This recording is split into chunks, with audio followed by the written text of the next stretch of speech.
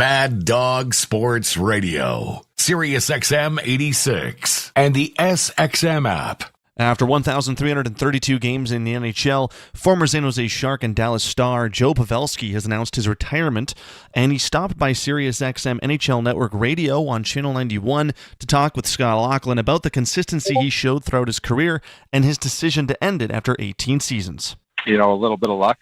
You need to not get twisted up in certain areas and, respond when you do get a little twist or something and play through it. But I think early on in my career, coming up in San Jose with Jumbo and Patty and some of these guys, you saw from an early age that you kind of better play through some injuries and you better kind of take care of yourself and work at your game and work on your body and, train.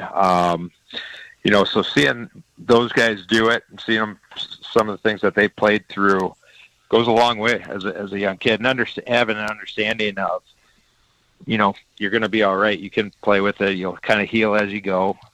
And I credit a lot of it to that, I think. And then I've just, every summer, had a pretty good plan. And then you kind of just work at it and go back to a little bit of luck and playing through a few things. And next thing you know, you're playing a lot of games. So what are your plans in going forward here? Are you done? Are you sticking to that plan? Would you like to play another season? What's your plan in going forward? I'm sticking to that plan. There's no plan to play. I didn't want to use the R word, I guess, right away. Just for the fact that there isn't, nothing set in stone, but that is the plan. We're not playing. I wanted just a little bit extra time to think about it. I was pretty comfortable with that plan then, so I didn't want to keep people, hanging and thinking and talking about certain things. But it's a pretty clear outlook. Over the last month, we've given it some more thought, and we'll get something out probably a little bit more official here at some point. But it's just a great time for us right now as a family, as a career. I think I'm ready to step away from the game and, on the playing side of things and go from there. Yeah, also wishful thinking on my behalf. I said if I'm Mike Greer, I'm picking the phone up and calling Joe to see if he wants to finish his career with the Sharks and influence the good young kids in the Sharks organization. So if Mike called you, you would still say no. Yeah, I think that's the plan. I've talked to Mike a little bit. They look like they're turning a corner with some of their draft picks and some of the guys that are coming in, and just 13 great years in San Jose, a special place. It'll always be, where we got to start. There'll always be a part of me there. And then going to Dallas, they've been just tremendous as well. And I had everything in Dallas, as far as the team goes, the coaching goes, the location of it all. And we were winning games. It just, at the end of the day, it feels like the right time. And I couldn't ask for more, really. And the situation I was in, and to kind of, that's kind of when I had a good idea. It was, be all right stepping away. MLB Network Radio is your home for 24/7 baseball talk, featuring on-site coverage of every major event from spring training through the World Series and expert analysis from former general managers and players. Sirius XM, Channel 89. I'm Frank Trachtenberg with your SiriusXM NHL schedule. The Florida Panthers are your 2024 Stanley Cup champions, and that means the NHL offseason is officially underway. The Panthers stymied a monumental comeback from the Edmonton Oilers, who got all the way to Game 7 after falling behind in the series 3-0. Florida held on in the deciding game, beating Edmonton 2-1 and winning their first and only championship in the organization's 30-year history. If they had pulled it off, the Oilers would have joined the 1942 Toronto Maple Leafs as the only team to erase a 3-0 deficit in the final round of the playoffs and hoist the Stanley Cup. Florida's Alexander Barkov becomes the first Finnish captain to win the Stanley Cup. The Selke Award winner for top defensive forward blanketed McDavid in the finals and recorded 22 points in 24 postseason games.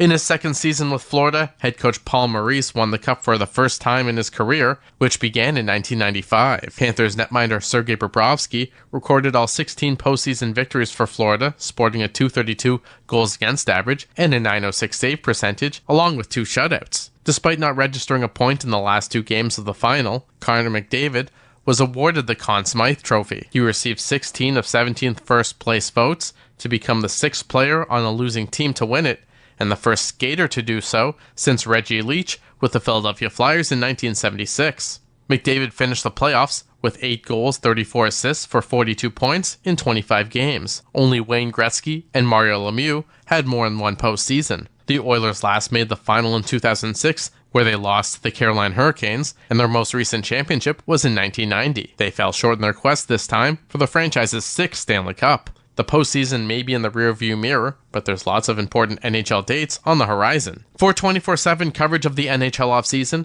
and hockey across the world, keep it locked on SiriusXM NHL Network Radio, Channel 91. On the court and off, your home for the NBA is SiriusXM. Follow all the drama as your favorite team vies for it all. SiriusXM NBA Radio, SiriusXM 86.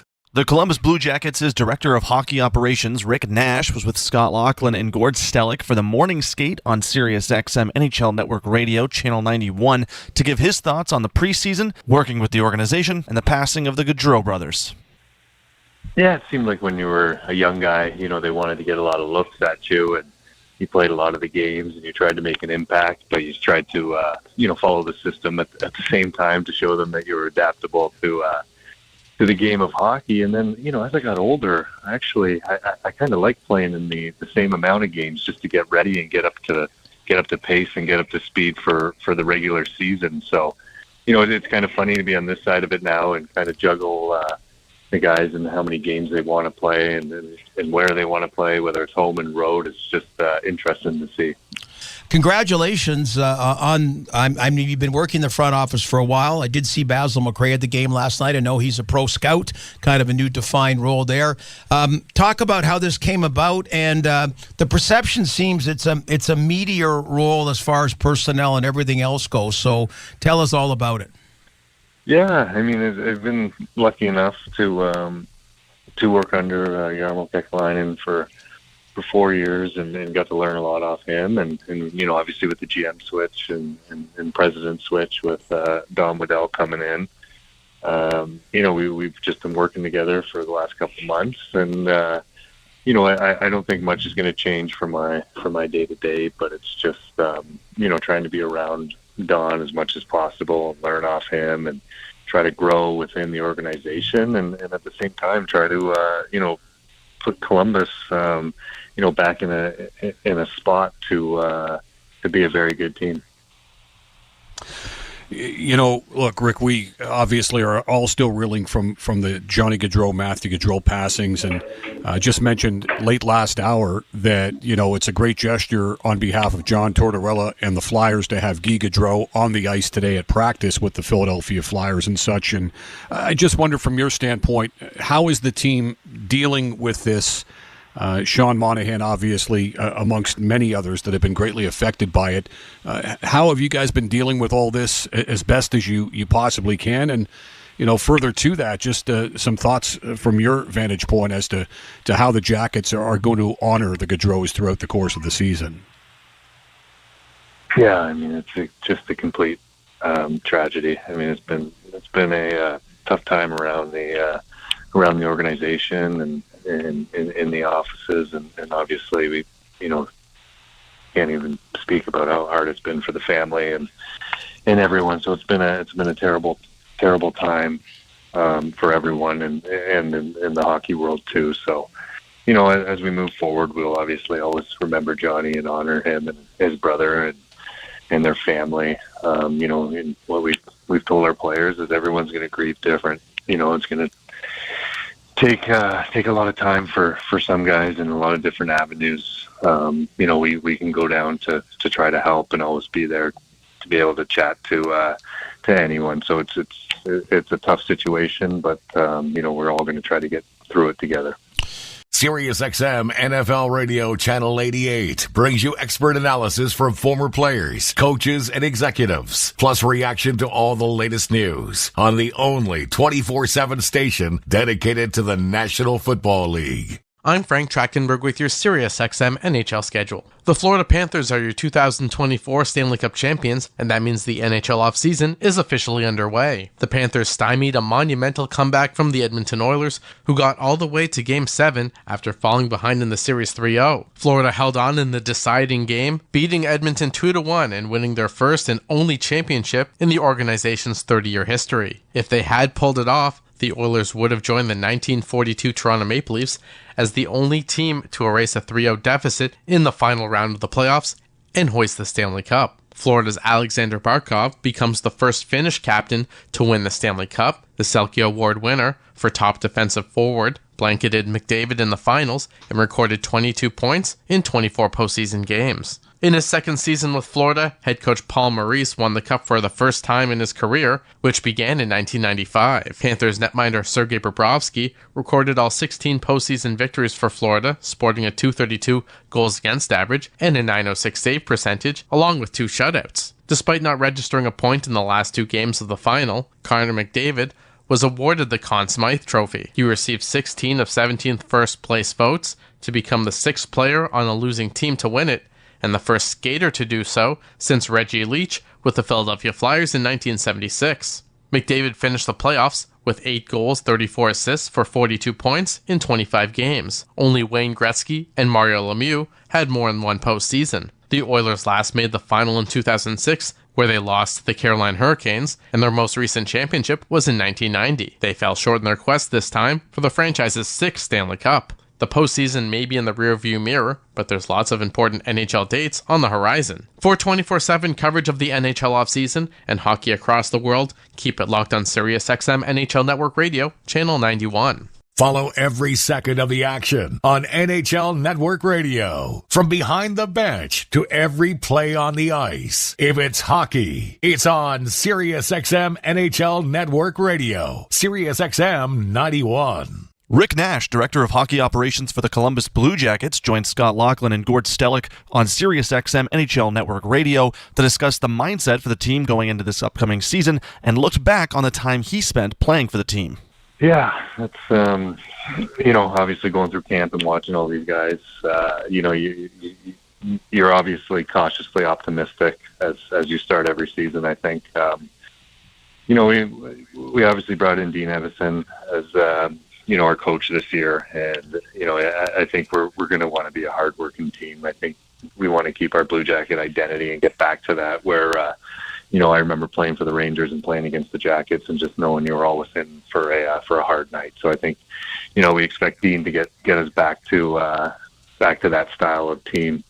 We got some really good young players. I've been doing development for the last couple of years, and we got some really good players in the pipeline that we hope can make an impact in the NHL over not only this year but in the next couple of years. So we'll have to see where it goes, but I think all 32 teams around the NHL are some are more optimistic than others, but there's some sort of optimism going into a fresh season. When you look back, I mean, your second year, you the Rocket Richard Trophy winner, 41 goals on not a very good Columbus Blue Jacket team. Like, you're a guy that seemed to acclimate to the NHL world rather seamlessly. Well, why do you think that's the case? I think it was honestly, it was probably my 2 years in London and the Hunters getting me prepared, and secondly, I think it was my parents. They were always there to help me, and with no agenda in mind other than making sure that I got to live my dream. And for me to move to Columbus, my parents still work full time back in Brampton, and they would pop down Friday after work and leave Sunday night. Help me with cooking and making sure I had the bills paid and all that. So I owe a lot of it to my parents, and I feel like once you have everything figured out off the ice, that's when your game can take a step on the ice. And I never had to worry too much about off ice, just because I've always tried to surround myself, as my parents taught me, with good people. What's it been like for you to see how the game has progressed and how it's transformed itself into such an offensive league the last number of years. Oh, I know. I almost feel guilty taking that trophy at 41. I think my best year ever was 42. You know what? Those guys are so impressive. I mean, you see what Ovechkin has been doing since 04, 05, or 05, 06, whenever it was. I mean, there's just some generational players, and Ovechkin's obviously a generational goal scorer. But for me, to fully know how hard it is to score goals in the NHL, probably before it being it seemed like a little tougher just with the rules and whatnot, but I am so impressed by those guys that are almost putting up 70. The guys that put up 50 or 45 on a yearly basis. It's so impressive to me because I truly find it, I feel like it's one of the hardest things to do is score goals in the NHL. Hear it all on demand. Your favorite shows, your favorite games. Don't miss a second of your favorite SiriusXM programming on demand with the SiriusXM app. Download it now for free. I'm Frank Track. You're listening to NHL Play-by-Play on SiriusXM.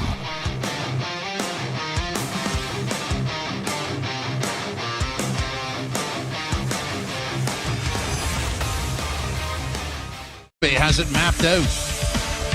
He's been great here in camp. His work ethic has been unbelievable. He's hounding pucks and on pucks. He's strong on it. He's just got to do that tonight in the game. He doesn't have to complicate the game. Using his speed, playing straight lines, be responsible defensively. Robertson plays tonight, so does Easton Cowan, and he has simplified his approach. I'm kind of just going into it as I'm just having fun. I'm playing against, some really good NHLers tonight. Obviously Kachuk and, Stutzel and Giroux. It'll be really fun to play, against them. I'm kind of just looking to have fun tonight and just play my game, work hard, and looking to show what I can do. And John Tavares does not play tonight, but he knows the recipe.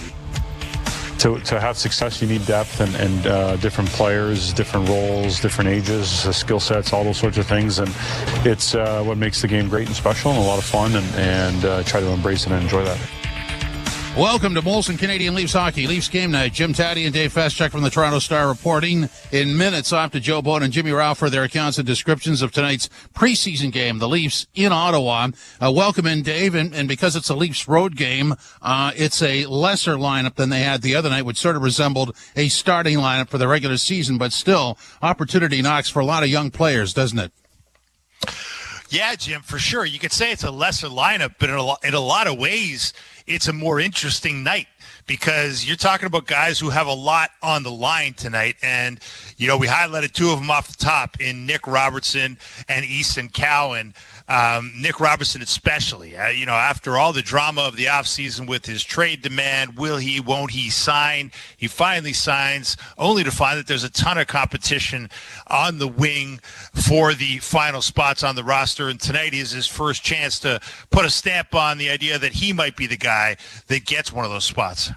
Yeah, and it's easy to look at the lineup and say, well, this guy probably starts in the American Hockey League. But last year, that was Bobby McMahon. And by the end of the season, he was a key player. And there are some names here that you look at. Obviously, Easton Cowan and Nick Robertson lead the way, as we talked about. But there's Matthew Nyes. What step does he take forward this year? There's Nikita Grabenkin. This guy's really involved in things. And what role does he have? And how does this play out? Alex Steves, when we're at the midpoint of the season, where are these guys? And are they pushing the envelope on the NHL roster? Yeah, we were down there today, Jim, at the Leafs training center out in Etobicoke, and that conversation was had by a bunch of the reporters sitting around about how there are going to be guys who are NHL players that are not going to make this team. And it's hard to know who they are right now because we're very early into camp here, 5 more preseason games to go, a few more weeks until the regular season opener. But, Nikita Grabenkin is a great example of a guy you can't sleep on because nobody was really talking about him before camp began, and suddenly he's on the tip of everybody's tongue as a guy who has stood out with his size and his toughness and his real enthusiasm, his obvious want to make this team and put his mark on an NHL roster spot. Alex Steeves is another guy who clearly has NHL aspirations and clearly has an NHL skill set, but won't he be on this team? Very difficult question to answer right now, but tonight against the Senators lineup that includes a lot of their high-end NHL players is a great opportunity for all these Maple Leafs or would-be Maple Leafs to make the case why they should be among the group that breaks camp. Alexander Nylander plays tonight. The other intriguing part of this is the look at in goal. So Anthony Stolarz will play, and so will Dennis Hildeby. Dennis Hildeby, I mean, these both guys are, I mean, they're big. Hildeby's 6'7", Stolarz is 6'6". Stolarz is listed at 243 pounds and is expected to emerge during the course of the season. You hope you don't have to see Hildeby, but it'll be interesting to track his progression over the course of the next hockey season. Yeah, well, look, they were on the ice today with this group at the morning skate, and you're right. They take up a lot of the net, Jim. Very, very large human beings. The Hilda Beast, as he's been known to be called, especially stands out. But, long legs, they do cover a lot of real estate. They also leave some holes, so that's the challenge for him. And Stolarz, I think there's a lot of real anticipation to see what Anthony Stolarz can bring to this Maple Leaf group here. There's an assumption, given what's happened in the Maple Leaf goaltending situation, that, you're going to need more than one. You're going to need more than two. You might need more than three, depending on how injuries and load management happen during the year. So plenty of opportunity for everybody, and Stolarz gets his first chance to, show us who he is. Just a final thought. So you've been at practice. You've already watched one preseason game, and you get sort of a read on what Craig Berube and his new coaching staff brings to the table. How is it different? Well, it's very simple, right? It's a pared down. It's a pared down vision of how to play hockey. How many times does he have to say it? He talks about he wants direct hockey. He wants north-south hockey, not east-west hockey. He wants straight lines. He wants guys doing less than more. He doesn't want overcomplication. He doesn't want dilly-dally. He doesn't want toe drags at the blue line. That could be a challenge for some of these guys. Ethan Cowan's still got some of those junior habits. Nick Robertson loves to toe drag, loves to put it through his legs. Saw him do it today in practice, and I'm thinking, if you know that the coach is watching you, do you really want to be putting it through your legs? This might not be the coach to be putting it through your legs when you don't have a spot on the team yet, but we'll see if Nick Robertson picks up on that. Okay, the opening faceoff is next. This is Molson Canadian Leafs Hockey on TSN 1050, the iHeart Radio app, and the Leafs Radio Network. NFL fans, Christopher Russo here. On Sirius XM Mad Dog Sports Radio, we give you NFL talk with a bite to it. First, it's our Monday morning quarterback, Adam Shine, 9 Eastern. Let me make sure I'm clear, tough guy. He looks beyond the wins and losses and identifies the trends you need to know. Every week on Mad Dog Unleashed, you're going to hear Super Bowl MVP Phil Simms and insiders Peter Schrager and Mike Lombardi preview the action. We're talking football all week long on Mad Dog Sports Radio, Channel 82, in the car, and the Sirius XM app. The Power Play with Steve Koulias. You either put up or shut up. Marchand does, Doughty does, Stone does. And if you don't have enough of those players, get rid of them, because they'll make you lose. They'll frustrate the fan base. I want people that are with me, rowing in the same direction. And if you can't, get out of town. We'll find someone who can. The Power Play, weekdays 3 p.m. Eastern on NHL Network Radio, Sirius XM 91, and the Sirius XM app. Hockey 24/7 on Sirius XM NHL Network Radio. This is the NHL. These are pros. You don't want guys to put good power play units on, don't take penalties. You don't want good power play units to score goals when you've given up a whole bunch, kill them. You don't like it, do something about it. If you want to reward your guys who had a good game with a chance to get some more goals and points, do it. If I was a coach, I wouldn't care. Who cares? Worry about your own team. Don't worry about mine. Sirius XM NHL Network Radio, Sirius XM 91, and on your schedule with the Sirius XM app. NHL Morning Skate. The LA Kings just been a funny animal about their goaltending. I mean, Jonathan Quick for so many years, and then flashes in the pan that quickly dissipate. And Vegas is a great example. They won with Logan Thompson and Aiden Hill. And that was good enough goaltending to win a Stanley Cup, and that, at a minimum, is what the Los Angeles Kings need to do. NHL Morning Skate with Scott Laughlin and Gord Stellar. Weekdays 7 a.m. Eastern on NHL Network Radio, Sirius XM 91, and the Sirius XM app. on and off the ice.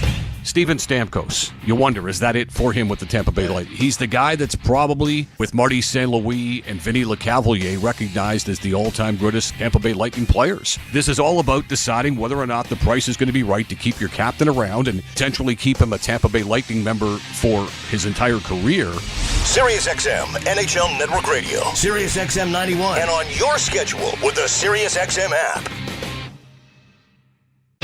The biggest names in the game. Trying to get behind, wrist the line, and walks in, put it between his legs, shoots it, score! NHL play-by-play on SiriusXM.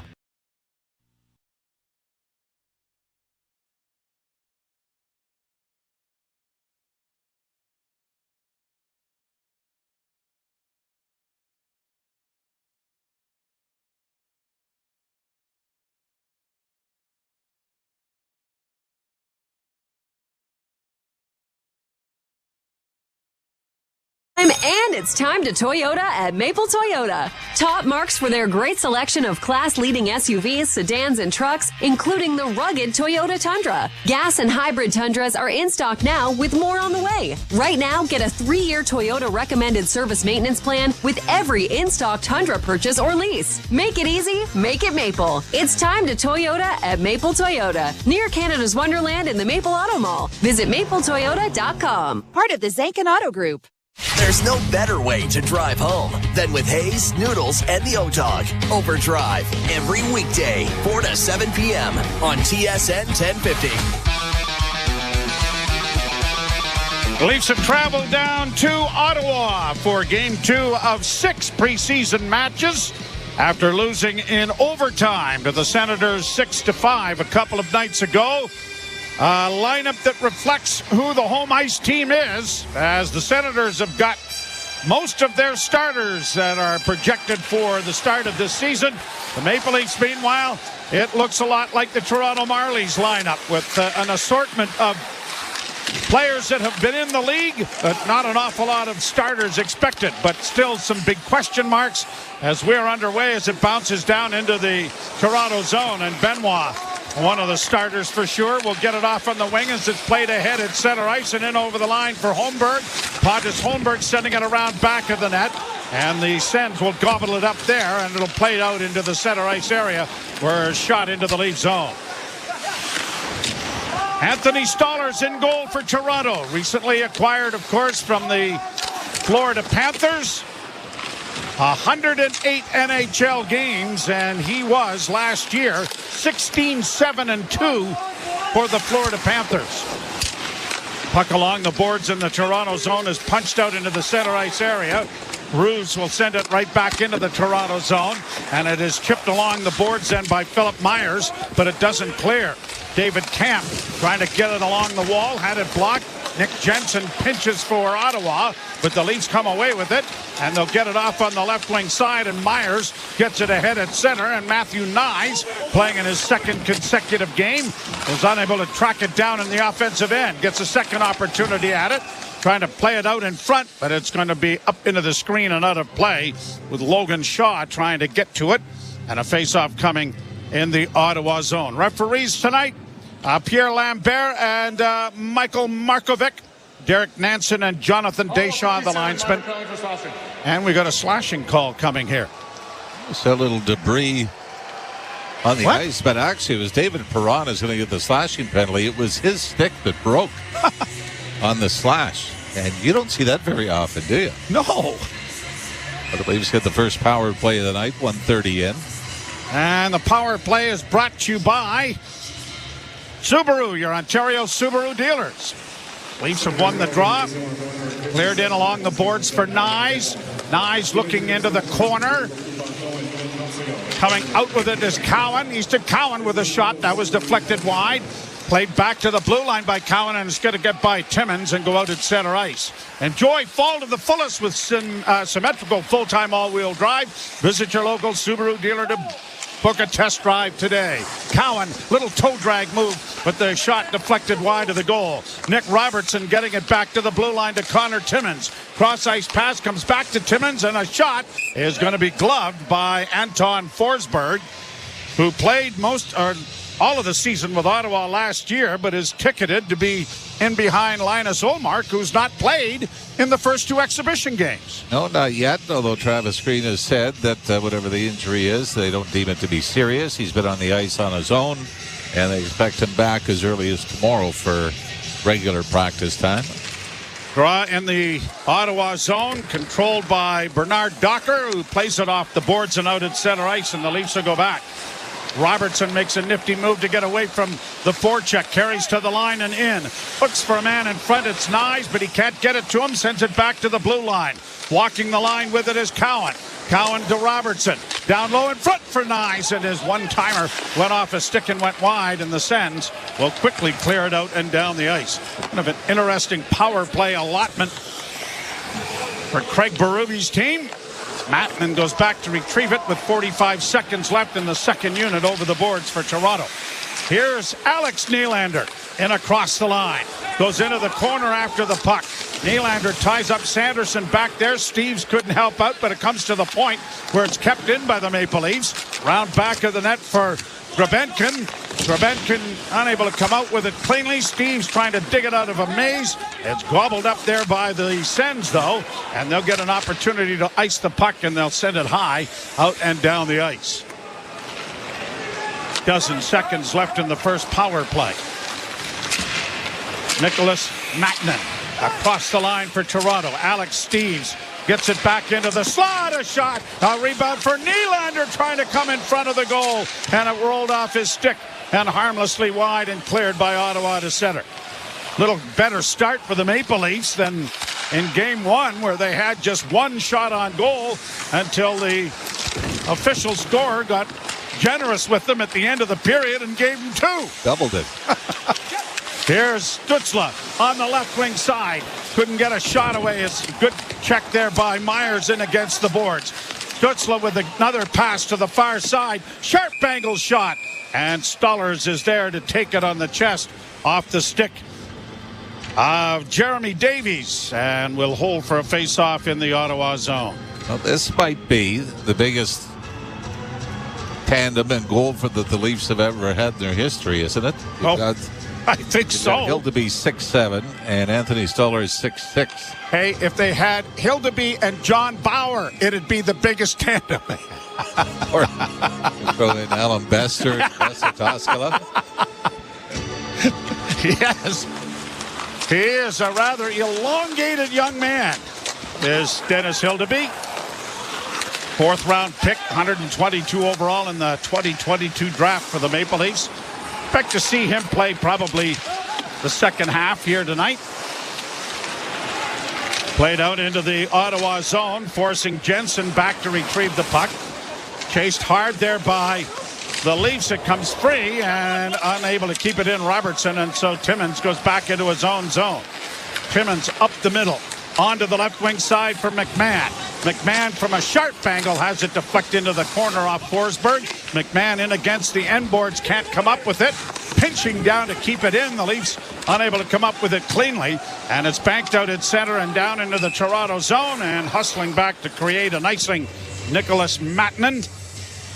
Another, you talk about big goaltenders. How about the Leaf defense? Benoit is 6'4", Myers is 6'5", and Mattman is 6'5". The whole motif has changed with the changes of general managers, I think. They might want to adjust the shower stalls. At least the nozzles. Yeah. Sneak down to the Raptors side. Yeah, that's right. Shot from the point. Went off a body and went wide around back of the net. The Leafs trying to come out with Grabenkin. And his shot from an angle, blockered away. Leafs have had 4 shots on goal already. Back to the point, kept in by Toronto. Leafs with it down into the corner. Grabenkin works back now with another shot towards the net. Gobbled up there. Here's Shaw trying to get it in front. Goes back to the blue line. And the pass back to the point intended for Mattman was intercepted. And the Sens will get it down into the lead zone. Boucher takes his man heavily into the end boards. Mattman got it up on the left wing, and Cowan, his pass was out of the reach of Nylander. And back come the Sens in across the line. Boucher plays it down into the corner. Rafai up against the boards with Mattman trying to help out, but the Sens get it in the slot. And a shot is gloved rather Nicely there by Anthony Stollers, who snapped out that left hand. And a face-off coming in the Toronto zone as a result. I believe that was his teammate in Florida last year, Nick Cousins, that let it go from the high slot. But boy, you love Stolarz on that, don't you? Top of the crease, square. And with that big body, there wasn't a lot of room. The one thing with Stolarz, though, Joe, when you talk about is it going to be a competition with Joseph Wall as to who plays the majority of the games, the most Stolarz has ever played, it was 27 last year with Florida, but he played 28 in Anaheim, and that's it. Yeah, he's bounced around in his 108 games from Philadelphia to Edmonton to Anaheim, and then, of course, as you mentioned, Florida last year. Shot goes wide of the Leaf goal. Banks over on the far side, trying to work in his Cousins. Back to the point, and a shot deflects high into the near corner. Cousins onto the puck again. Bodied there by Nyes, and the Leafs retrieve it. And Philip Myers, Moncton native, will get it ahead, and out at center ice it goes to David Camp. Camp dropping it into the slot, and a quick wrist shot taken there by Myers, went wide of the goal. Played right back down into the zone, and we get a whistle here, and Rafai is having some words with one of the Senators. Nothing more developing from that. 13:37 left to play in the first period, and we are still scoreless. And it was Nick Cousins. Rafai had the little... Now, Cousins there on a professional tryout. Same with Nikolai Kulemin. There are a lot of guys that you kind of shake your head as to how they did not end up somewhere. Even, Alex Nylander. He finishes with Columbus last year, 23 games played, 11 goals, 15 points in 23 games. And you kind of think... And wow. A shot right off the face-off, scores. Alex Steeves had a scrum face-off. It came right to his stick, and he quickly snapped it right between the wickets. And the Maple Leafs have scored first to take a 1-0 lead. I don't know if this goes off something, but this seemed to take his time getting to the net. Nope. Right through a scrum off the face-off, and Steeves finds it in the maze and just snaps it right along the ice, 5-hole through the pads of Anton Forsberg. And like we saw last night, where there's a little more energy when you've got some of the younger, hungrier guys in the lineup. What a strange goal. I mean, the puck just sat there. No one seemed to be able to control the face-off, and Steve said, well, let's send it to the net, see what happens. And what happens was a goal. That's a lot of Craig Berube's comments after the first game as well, saying, first get it line to the net. Let's get it to the direct net. Line. We were too cute, I think was one of the comments. Stutzla, a one-timer on the far side, and that hit the side of the goal. I don't think Stolarz got to it, but a good opportunity there for Ottawa. Goes for naught. Now the Senators trying to keep the puck in, and they do. On the near boards, the Leafs will chip it off the glass and get it out at center ice where Nick Jensen will get it under control, and now it is shot in by Claude Giroux, and it'll be covered up by Stolarz and stop play to bring a face-off in the zone. Alex Steeves, graduate of the Fighting Irish of Notre Dame, as the Leafs out in front, 1-0. You're listening to Molson Leaf Hockey on TSN 1050 and the Maple Leafs Radio Network. Shohei Ohtani. There it is! The first player in Major League Baseball to have a 50-50 season. When the sports world is talking, nobody gives you more perspectives than the experts of Sirius XM. This is a remarkable freaking accomplishment. Hear instant reaction on Mad Dog Sports Radio. It's incredible. Guy's unreal. And expert analysis on MLB Network Radio. He is the type of player that can evolve into anything he wants to be. Live sports talk when you need it is on Sirius XM and the all-new Sirius XM app. The UEFA Champions League is back on Sirius XM FC, and this year it's bigger than ever. Absolutely ridiculous from Real Madrid. Merseyside magic from Mo Salah. Now with more matches featuring soccer's most iconic clubs as they battle it out for European supremacy. Hey hockey fans, thanks for hanging out with us tonight for the Leafs' second preseason game. We traveled to Ottawa. Home and home series. Let's get the victory tonight. We can't let Ottawa sweep us. Hit that like button down below. Let's get more hockey fans here in the chat. And the best way to do that is to please hit that like button. So please take a second. Make sure you've hit that thumbs up. If you have, thank you. If you have not, please do so now. And let's have some fun in the chat. Let's keep it classy and let's cheer on our Leafs. Let's see what the young kids can do tonight. Sounds like we've got a light roster since we are on the road. But it doesn't matter. We're going to have fun and we're going for the victory. Let's go. Cheers, everybody. See you in the chat. NHLer Mike Johnson for NHL Morning Skate. Weekday morning, 7 a.m. Eastern on NHL Network Radio, Sirius XM 91.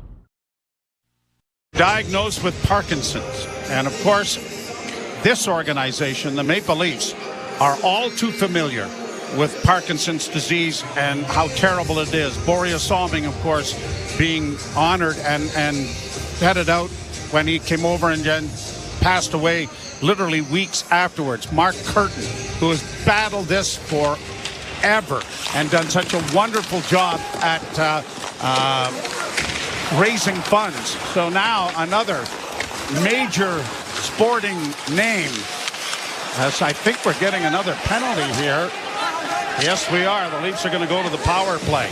And I'll let you comment on that then, Ralphie, as well. When we get a stoppage here as the Leafs get the puck out at center ice. A pass in on the left wing side for McMahon. And now it is touched, and the Leafs will go to their second power play. Yeah, Steve Ludzik has done so much work as well in the Niagara Falls area. Absolutely. Parkinson's research and fundraising. And the thing with Steve Ludzik that sticks out with me is, I mean, so many people would kind of withdraw from society, and what does he do? Well, through all the things that he has battled through physically, decides, I'm going to use my name and I'm going to raise awareness and I'm going to raise money. And I'm battling in more than one way. Yeah. Absolutely. Power play brought to you by our Ontario Subaru dealers. Enjoy fall to the fullest with symmetrical full-time all-wheel drive. Visit your local Subaru dealer to book a test drive today. Sens trying to get the puck out, and they do, sending it out and down the ice. Steves gets the goal, unassisted for the Maple Leafs, and it comes at 6:29. Cowan into the corner for Nyes. Back to the point, it goes to Timmins. A pass off into the left wing side for Robertson. Robertson holds into the slot, and a shot taken by Pontus Holmberg is into the chest of goaltender Forsberg. And a face-off coming in the Ottawa zone. Alex Steves, by the way, Joe, third in scoring for the Marlies last year, 27 goals, 57 points. He's only gotten into 7 games over the last 3 seasons with the Leafs, including just one last year. And I'm sure, having been that route, that it gets a little discouraging when you see all the guys coming in, whether it's Max Pacioretty or somebody else, and you start to feel like your opportunities are slipping away. Played down into the Toronto zone. Leafs power play organizing. Connor Timmins slides by Cowan and drops it back, and it'll be brought out at center by Robertson, but he had it knocked off his stick and has to retrace his steps back into the Toronto zone, and Timmins will circle the net and start out again with it. Connor Timmins to center. Drops the puck back. Brought on now by Cowan, in on the wing for Robertson, and it's broken up and set out and down the ice.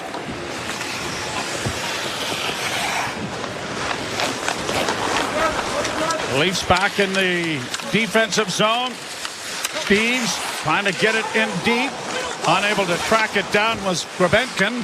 Now handed back to Steves. Steves against the boards, and the Sens have broken it up, and they're going to lead a rush on a shorthanded attempt, but have it broken up at the Leaf blue line. Quickly set ahead for Steves. Alex Steves to center. Brought to the line and in. Brushed off on the right wing side. Got it back again. Tried to get it back to the point. That was broken up. Now trying to work with it is Grebenkin for the Leafs. A centering pass, and that was deflected just wide. Senators try to get the puck out, and they do. And the penalty will expire. And Ostapchuk was the penalized player. He's out as it's down into Ottawa territory. Camp was taken to the boards. Puck is back of the net. Trying to dig it out is Quinlan. Quillen trying to work it back to the point. Just kept in there. Long shot. Loose puck in front. Oh, and a great chance there for Camp. And he ripped it off the goalpost. That was another one that was sort of a strange setup, wasn't it? Where Camp, standing still, finds the puck on his stick, takes a look, waits, picks his spot, beats Forsberg, but not the crossbar goalpost. Sends back in their own zone with Bernard Docker with a bank pass ahead across the line for Garrett Pilon. He rolled it towards the net, and Stollers will put the blocker on top of it to stop play, and a face-off will come in the Toronto zone. 1-0 Leafs here in the first period with 9:20 to play. You're listening to Molson Leaf Hockey on TSN 1050 and the Maple Leafs Radio Network. Lately, times have been challenging, with many people facing increased interest rates, inflation, and rising credit card debt. Everyone needs a little help from time to time, but it can be hard to ask for help when it comes to your personal finances. But you're not alone. Millions of Canadians share that feeling with you. 500,000 Canadians have found help with their debt, and so can you with Consolidated Credit Counseling Services of Canada. They are one of the largest non-profit credit counseling organizations in the country, with an A+ rating from the Better Business Bureau. They could help you consolidate your bills into one affordable payment, minimize your interest rates, and get you out of debt fast. No matter how much you owe, you don't need to do this alone. To get help, call 1-800-318-1940. That's 1-800-318-1940. Let Consolidated Credit get you back to a debt-free life. Call 1-800-318-1940. Call toll-free today for a free consultation. 1-800-318-1940. Ontario license number 4705786. Have you wanted to speak a new language but thought it would be too difficult or time-consuming? Then it's time to try Babbel. Babbel works because it's built around real life. It teaches you practical conversations that you will actually use. So with just 15 minutes a day, you'll be on your way to speaking in a new language in just a few weeks. Babbel, language for life. Right now, Babbel is offering radio listeners 55% off their subscription. Visit babbel.com/radio. That's BABBEL.com/radio for 55% off. Kirk retired in 2018 after 30 years of service. We salute you and thank you for your service.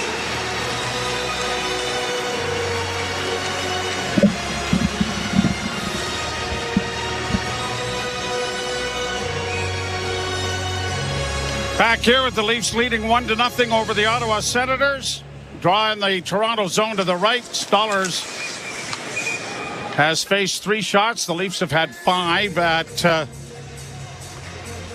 Anton Forsberg and scored the 1 goal. This is really the opposite of what we saw Sunday, isn't it? Yep. Saying that you've got some veteran guys that are just trying to get ready and some younger guys that are trying to make an impression.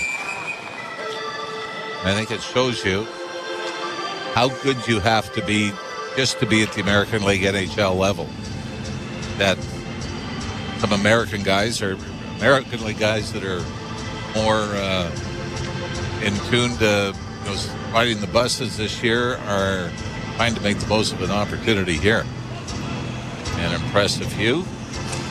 Nice to see Easton Cowan getting some power play time tonight as well. Puck intercepted by the Leafs. They're going to try and work it out. Had it knocked away, and it's pushed up on the wing. McMahon can't get it up the boards. And when he does, he gets it to the line, but not out. And then when it's cleared in by Ottawa, it finds the screen and goes up out of play. The Canadian Tire Center out in Canada. And we can remember going there when it first opened, and everybody was very concerned about the long drive and everything else.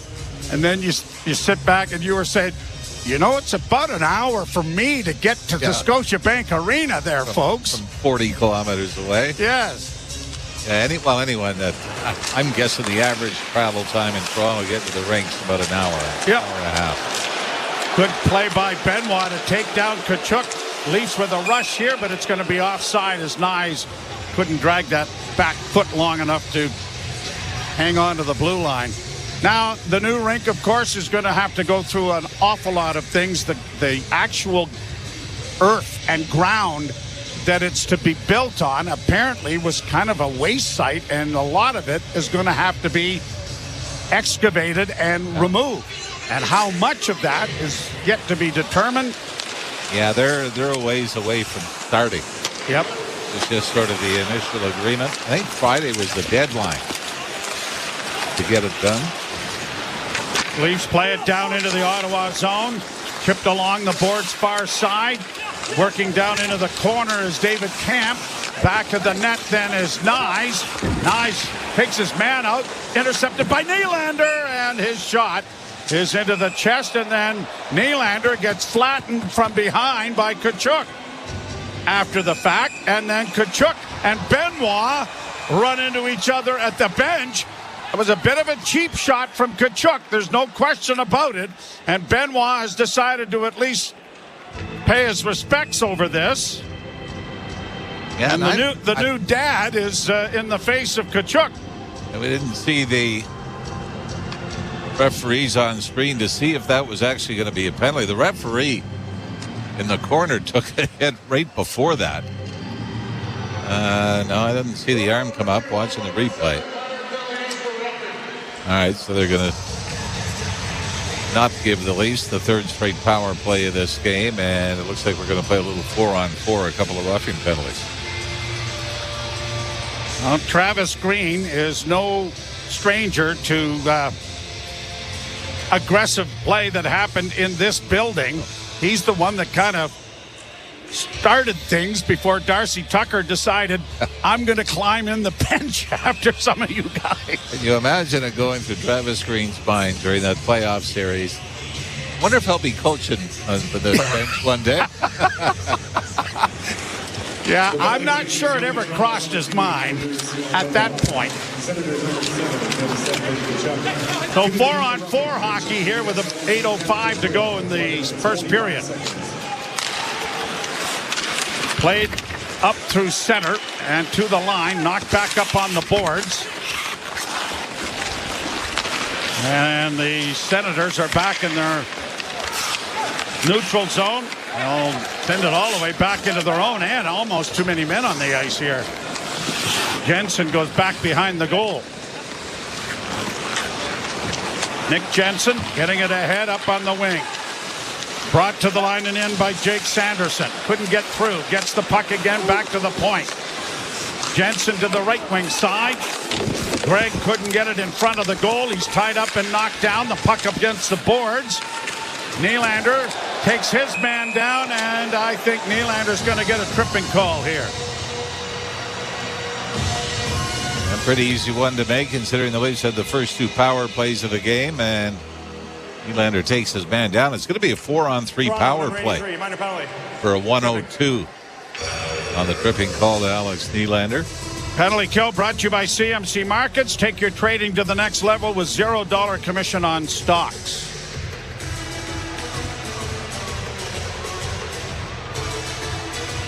Well, the Leafs have never had a star. Alex Nylander wearing number 92. The Leafs have never really had a star player wear that number. Really? I remember a guy back a couple of years ago was pretty good. Ozaganoff? Or no. Ozadogov? No, wasn't him either. Oh, no, Jeff O'Neill, yes. Yes, there's that guy.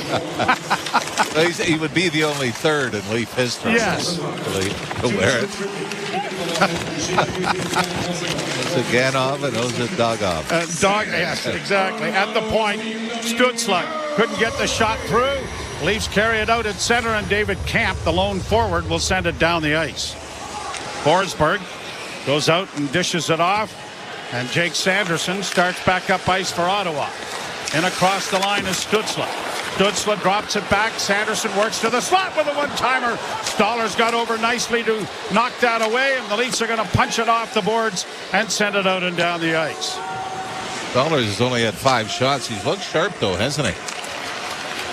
Brought on by Stützle. Stützle to the line, had it knocked off his stick, goes into the corner with a hefty hit there from Myers, and the Leafs get it out and down the ice. Philip Myers using that 6'5" frame to effectiveness. Davies now for Ottawa. Up on the right wing side, punched in by Boucher. Into the corner goes Tkachuk, who got it back to the point. Davies with it again. Gets it returned. Dished off on the right wing side for Ridley Gregg. Over on the left wing with a shot. And that's going to deflect and has gone up into the screen. And just now, the official finding out where that puck went. Whistles the play down. 31 seconds left in the power play. By the way, the delay of game penalty now is one of the rule changes for the NHL is reviewable now. I know we talked about that a little bit on Sunday night. But that makes so much sense because whenever it would happen, all the officials would gather together in front of the penalty box to try to discuss who saw what before making the call. At which point, we had seen the replay 7 or 8 times, which they could have. Which would speed the process up, right? Yeah.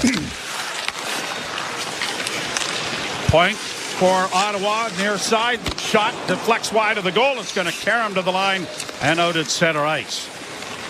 The best part about that is everybody on the ice on the opposing team has his hand up in the air pointing that it went out. So you got all kinds of witnesses. And help. And help, yes.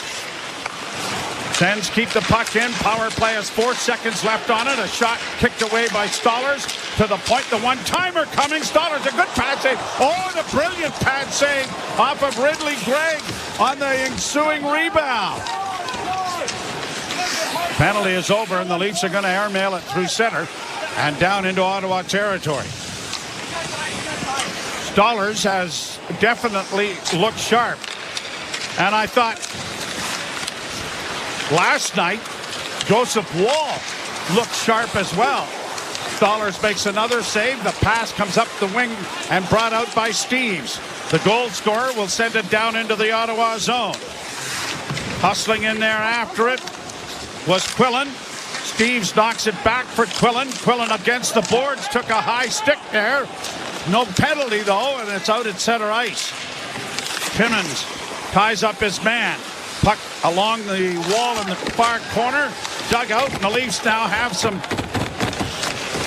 numbers, but they're going to just flip it down into Ottawa territory with 4:13 to play in the first period.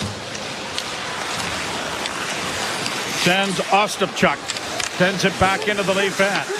Stollers will punch it around the boards to get it to the line, and out, unable to trap it there was Grabenkin, and it turns into an icing, and so it'll be back into the Toronto zone. How about the play of Nikita Grabenkin in the last game?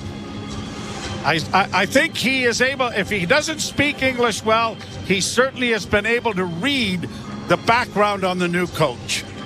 Yeah, I think there's definitely some character there. The old day Russian is gone, isn't it? Right? The stone-faced, unemotional, and I think Alex Ovechkin was probably the leader in that. Yep. Showing some personality. At the point, long shot deflects in front of the goal. A centering feed went off the skate of Giroux, and he couldn't track it down. Giroux gets it back on the right wing into the slot. On the shot, scores. Jake Sanderson coming in from the point, and a great setup to tie the game at 1.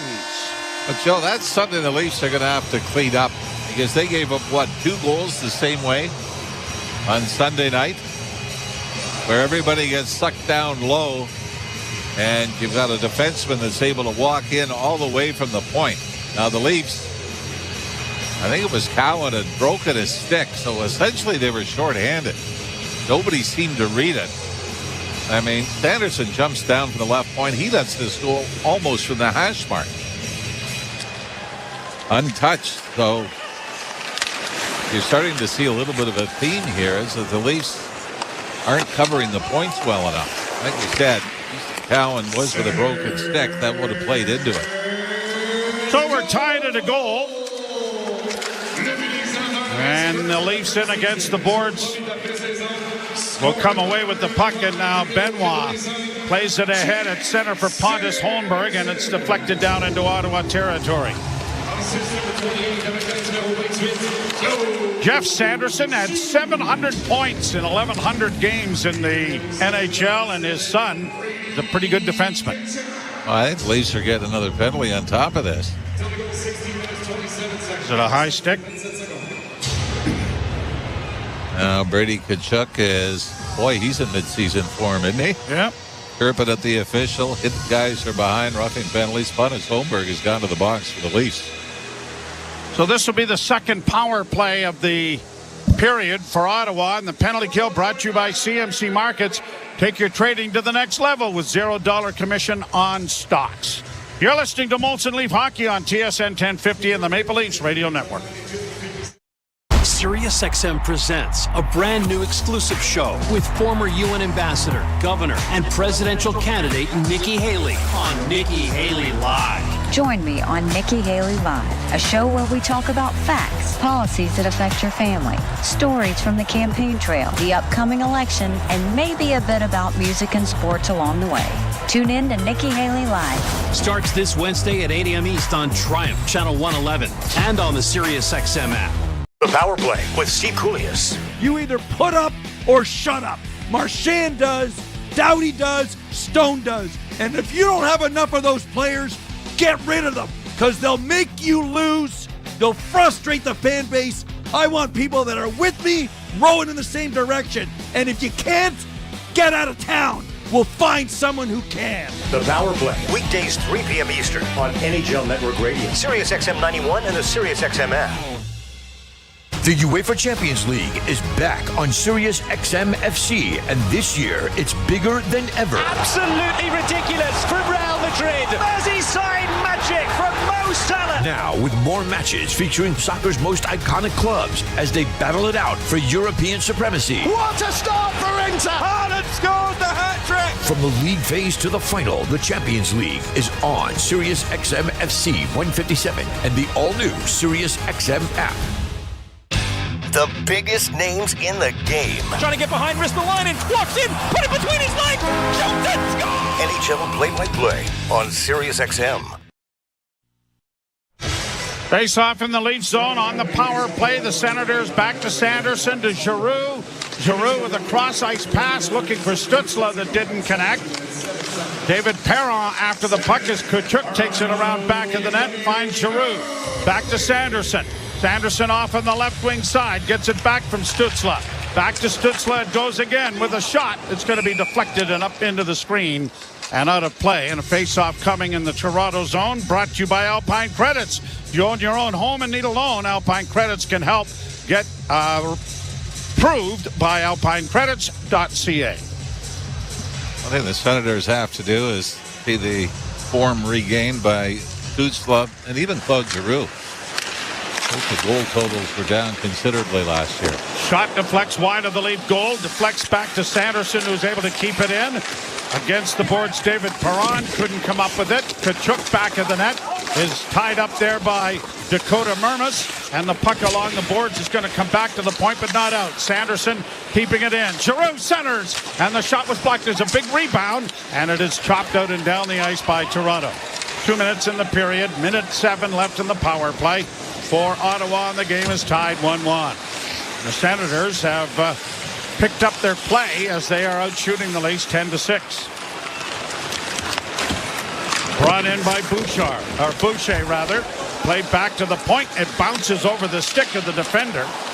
And Jeremy Davies had to get back to recover it for Ottawa, who now bring it in. Cross the line for Garrett Pilon. Round back of the net, Connor Timmins had his pocket picked. The puck comes back to the point. Kept in with a shot that was blocked with the crowd in front. The Leafs get it off a glove and send it out and down the ice.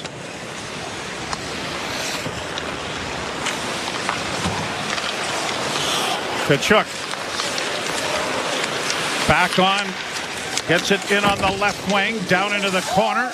Myers sends it ahead. Had it blocked. It comes up on the wing for Nyes. He couldn't get it out. Kept in with 8 seconds left in the power play. Pilon, a cross-ice feed, deflects away from Tkachuk, who gets it back to the blue line. Leafs are going to turn it over and get it out. David Kampin across the line with Nyes. Holmberg now, a pass coming back to the point. Rafai couldn't get a shot away, and it's going to come all the way back out at center ice. Leafs dump it back into Ottawa territory. Under 30 seconds now to play in the period. And the Leafs have it back in their own zone. Played ahead by Mermis. Dakota Mermis. Played with the London Knights and the Oshawa Generals in his junior career. Played out at center ice now for Ottawa. In across the line. Trying to work into the corner was Reinhart. Got it back along the boards. Cut off there by Nick Jensen. He tries to stick handle in front. Back into the corner. Just a couple of seconds left and time is going to run out without any further damage done by either team. Steves with a little bit of a push and a shove with one of the sends at the end of the period. But they head off to the dressing room with this game tied 1-1. Well, easy to say that maybe the Leafs won the first half of that period and the Senators came back and won the second half. 10-6, the final shots that we have in the sheets here favored the Ottawa Senators in the game. The Leafs open the scoring, but the Sens tie it. And 1-1 after one. But Ottawa certainly got a lot stronger as that period went on and had the power plays to help them out. Steves for Toronto, Sanderson for Ottawa. Game tied 1-1. Jim Taddy coming along with our first period intermission. You're listening to Molson Leaf Hockey on TSN 1050 and the Maple Leafs Radio Network. Shohei Ohtani. There it is! The first player in Major League Baseball to have a 50-50 season. When the sports world is talking, nobody gives you more perspectives than the experts of SiriusXM. This is a remarkable freaking accomplishment. Hear instant reaction on Mad Dog Sports Radio. It's incredible. Guy's unreal. And expert analysis on MLB Network Radio. He is the type of player that can evolve into anything he wants to be. Live sports talk when you need it is on SiriusXM and the all-new SiriusXM app.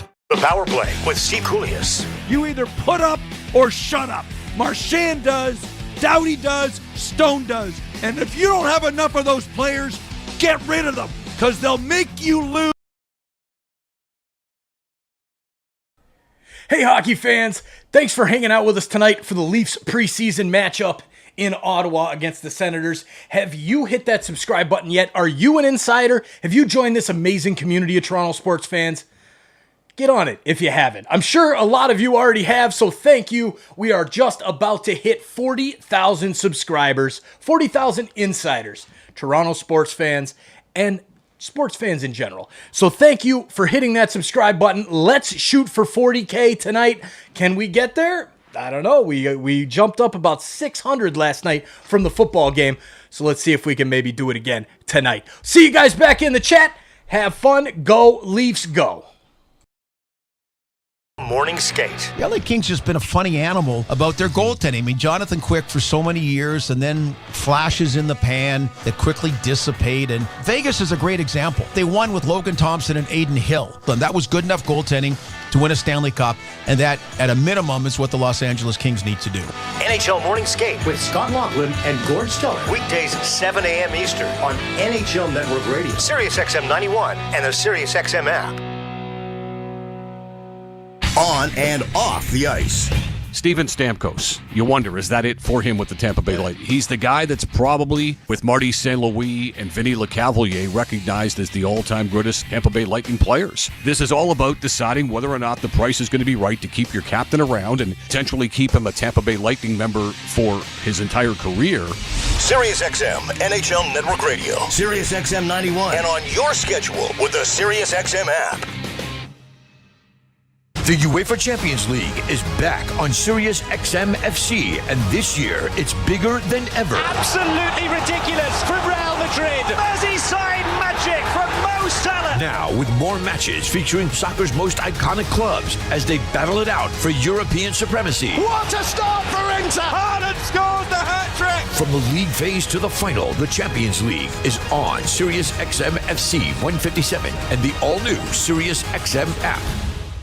And then, here's a chance. Oh, what a stop! There were eight. Went the line, long drive, rebound, they scored! Zadorov behind the net for Garland in front. Lindholm scores! As Martin backs it in, he scores! With the first round behind us, the battles only get more intense. Blocked by Montour. Out in front, Pavelski! Follow your favorite team. The Stanley Cup playoffs continue. NHL Network Radio, SiriusXM 91 and the SiriusXM app. Join me, Gord Stellick, and Scott Laughlin as we recap the night that was on NHL Morning Skate, weekday mornings at 7 a.m. Eastern on NHL Network Radio, SiriusXM 91. Molson Canadian Leafs Hockey is on TSN 1050 and the Leafs Radio Network. The Leafs live here. A shot right off the face-off scores. Alex Steves had a scrum face-off. It came right to his stick, and he quickly snapped it right between the wickets. And the Maple Leafs have scored first to take a 1-0 lead. And it's now 1-1 after 20 minutes of play. TSN After 20 is brought to you by your Ontario Subaru dealers. Enjoy fall to the fullest with symmetrical full-time all-wheel drive. Visit your local Subaru dealer to book a test drive today. Jim Taddy, Dave Feschuk from the Toronto Star with you, 1-1. And Dave, I thought Ralphie summed it up rather nicely at the end of the period. Leafs won the first half of that period, and it was all Ottawa in the second half, wasn't it? Oh, yeah, there was a real tilting of the ice there toward the end of the period for sure. Ralphie was dead on. The NHL cohort of that Ottawa Senators lineup, the likes of Brady Tkachuk and Claude Giroux and Tim Stützle, definitely asserted themselves and made it known that, they're the NHL regulars in the building. And the guys in the Leaf jerseys, some of them want to be NHL regulars. Some of them probably will be NHL regulars, but they've probably got a lot more to prove en masse than the guys in the Senators jerseys tonight. Yeah, and Steves gets the opportunistic goal in that it was an icing play off, an icing face-off, and buried it. I mean, that doesn't hurt him. I mean, he's a guy we're going to look at that maybe comes up at some point during the season, and I don't know if he sticks or not, but could make a contribution. Well, he's been hanging around the organization for quite some time now, and he's not unlike, Nick Robertson, Bobby McMahon. I mean, he's a guy who can score goals. He had 27 goals in the AHL last year in just 65 games, had 19 goals in 65 games the year before. So he can put it in the net, as he showed off that faceoff, firing it right off the dot through the 5-hole of Anton Forsberg, putting the Leafs on the board. But you're right.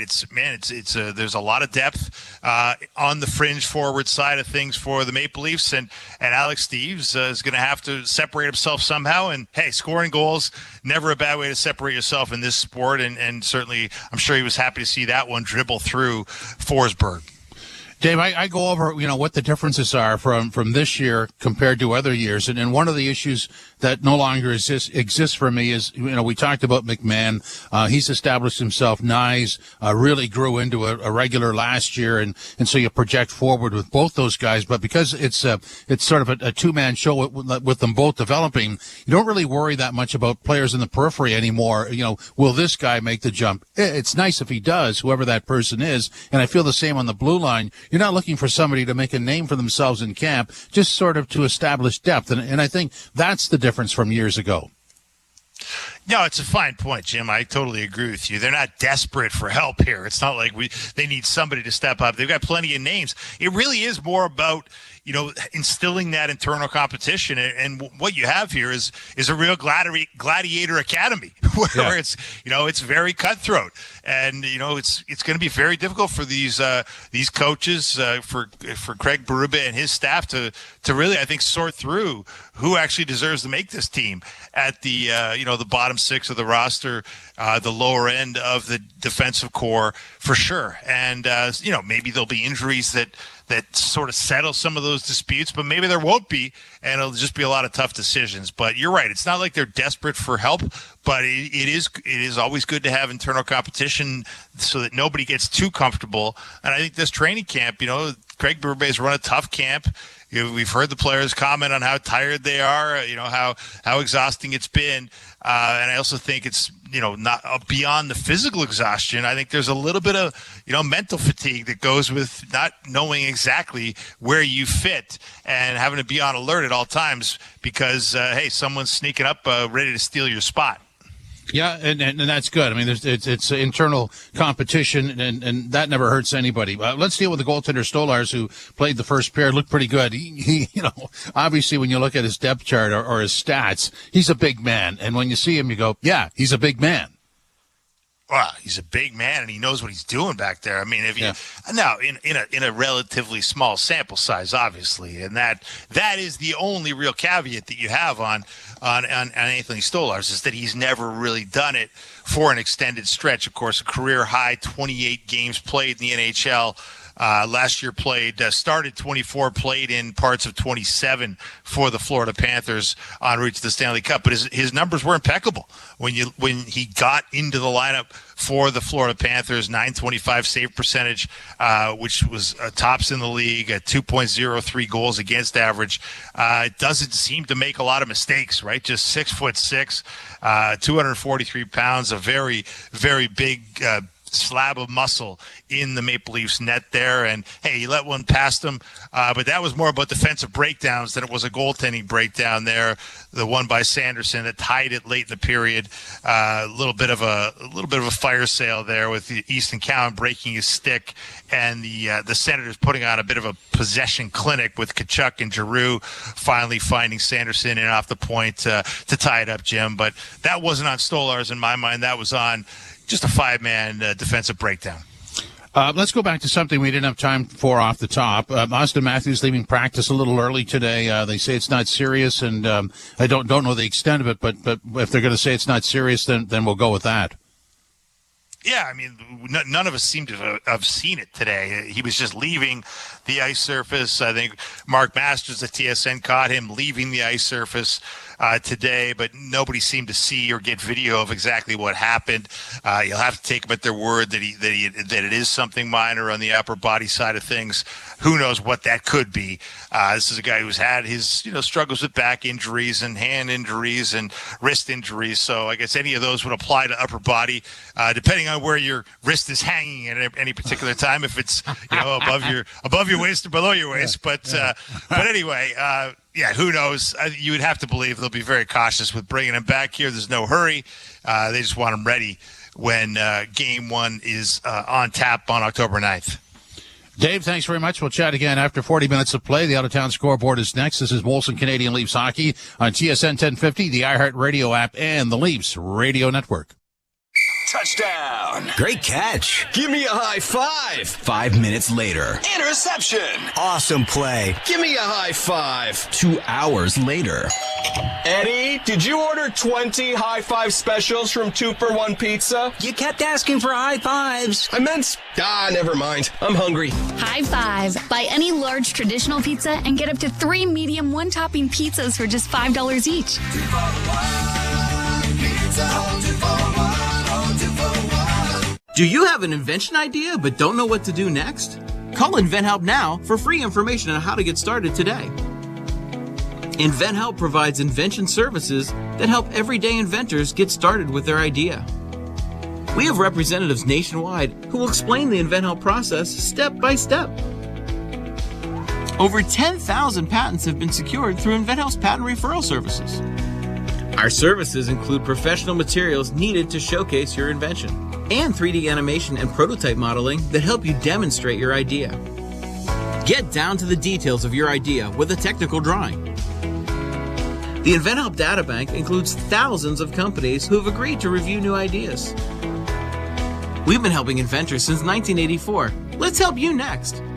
Take advantage of the opportunity to get started today. Call 1-800-353-6013. That's 1-800-353-6013. Again, 1-800-353-6013. Breaking story from Alpine News Network. Sam had aspirations of opening a clothing boutique. She called Alpine Credits and was sent a speedy superhero to help with a business loan. Super speed doesn't translate to radio, but when our hero runs, she sounds like this. If you ran at the speed of light, you'd sound funny, too. Own your home? Need a loan? Alpine Credits can help. Alpine Credits, where homeowners get approved. Just for license 12616. At Food Basics, 24 double rolls of cashmere bathroom tissue, 6 double rolls of Sponge Towels Ultra, or a 12-pack of Scotty's facial tissue are just $9.98 each. Wowza! Shop in-store and online until September 25th. Food Basics, always more for less. Hey, do you have OptiWatt? What? OptiWatt, the app that turns your personal energy schedule into cash. What? No, OptiWatt. It's free and takes just 3 minutes to start saving. Saving what? Oh, just energy, money, the planet. OptiWatt syncs your EV and smart thermostat to non-peak rates, saving an average of $600 a year. 600 what? Go to OptiWatt.com or ask Siri or Google to download it. Found it. Savings based on 2023 usage and rates and may vary per household. Walmart is the #1 place to save on groceries. And right now, you can save $2.53 on white cauliflower, on for only $1.44 each. That's 63% in savings. Walmart. Save money. Live better. The Out of Town Scoreboard is brought to you by Maple Toyota. You don't have to go out of town for a great new Tundra or RAV4 gas or hybrid. Maple Toyota has them in stock and ready to deliver. Visit mapletoyota.com. Here's what we have. The Habs are home to the Devils tonight early in the second period. That game is scoreless. Boston hosting Washington. Bruins 1-0 early in the second. End of the first, Sabres 2-1 over the Penguins. End of the first, Lightning 1-0 over the Canes. End of the first, Islanders and Rangers are scoreless. And in our game, thanks to a goal from Steves for the Leafs and Sanderson for Ottawa, it's tied at 1 after 20 minutes of play. This is Molson Canadian Leafs Hockey on TSN 1050, the iHeart Radio app, and the Leafs Radio Network.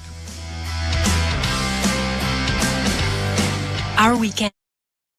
Can you feel it? I'm Andy Cohen, and I want you to feel the energy of my SiriusXM music channel, the Kiki Lounge. It's the place to come together and hear my personally crafted mix of music. Songs I love to chill with and party to. Find it all in the Kiki Lounge for a limited time on Channel 79 or always on Channel 302 on most radios and the SiriusXM app. The Power Play with Steve Koulias. You either put up or shut up.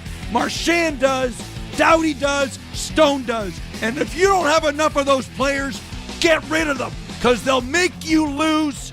They'll frustrate the fan base. I want people that are with me, rowing in the same direction. And if you can't, get out of town. We'll find someone who can. The Power Play, weekdays 3 p.m. Eastern on NHL Network Radio, SiriusXM 91, and the SiriusXM app. The UEFA Champions League is back on Sirius XM FC, and this year it's bigger.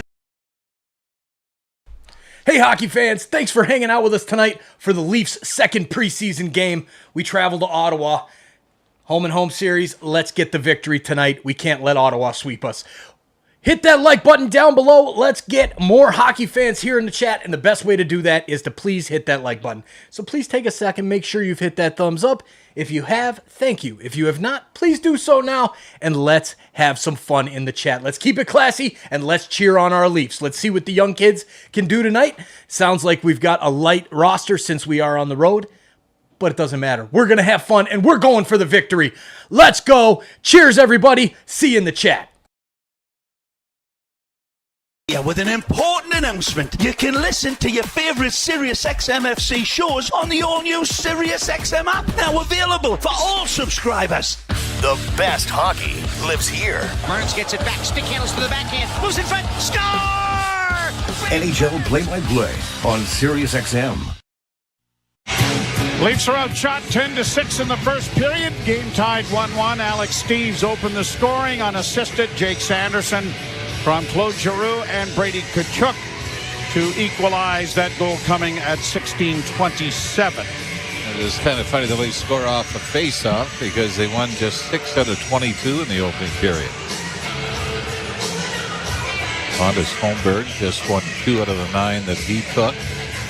David Kampf won 1 out of the 4 that he took. So nobody really excelling when it came to the face-off down in this game. Austin Matthews had a great night on Sunday. The face-off circle. David Perron, of course, with Ottawa, but his connection with Craig Berube is fairly solid from their days with the St. Louis Blues. And that was one of the more miraculous seasons. Oh, they were dead last. January. In the West in January. And rallied and got in. And everything came together, including Jordan Binnington became a big part of that. Getting called up and turning things around. Craig Berube obviously became a big part of that. Played ahead at center ice. Unable to get it into the zone was Robertson. He goes back to his own blue line. Feeds it off to Benoit. And Simon Benoit will send it down into the Ottawa end. The Leafs defend the goal to the left here in this second period. As it's brought out by Travis Hamonic. And he'll play it down into the Toronto zone. Stoller's out behind the goal, playing it up on the wing. It's chipped to the blue line, dropped by Robertson, carried on through center ice by Pontus Holmberg.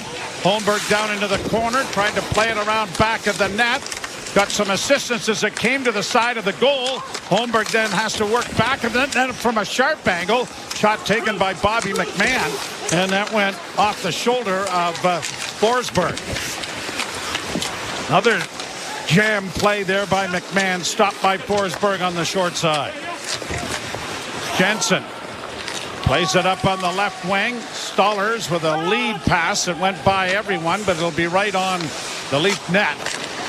And so it is played up on the wing and out at center ice by Toronto. Nyes got it in across the line. Trying to backhand it in. David Camp swung around back of the net by Nylander. McMahon centering effort. Knocked away before it reached its intended receiver. Then a bouncing shot from the point goes well wide of the goal. Nyes into the end boards trying to come away with it.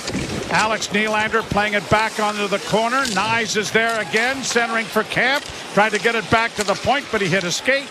And Giroux will circle back in the Ottawa zone to get a change of players going, and it's brought in over the line by Stützle. Stützle with a couple of moves, but he ran out of room. Then a drop pass and a shot went just wide of the goal off the stick of Jeremy Davies.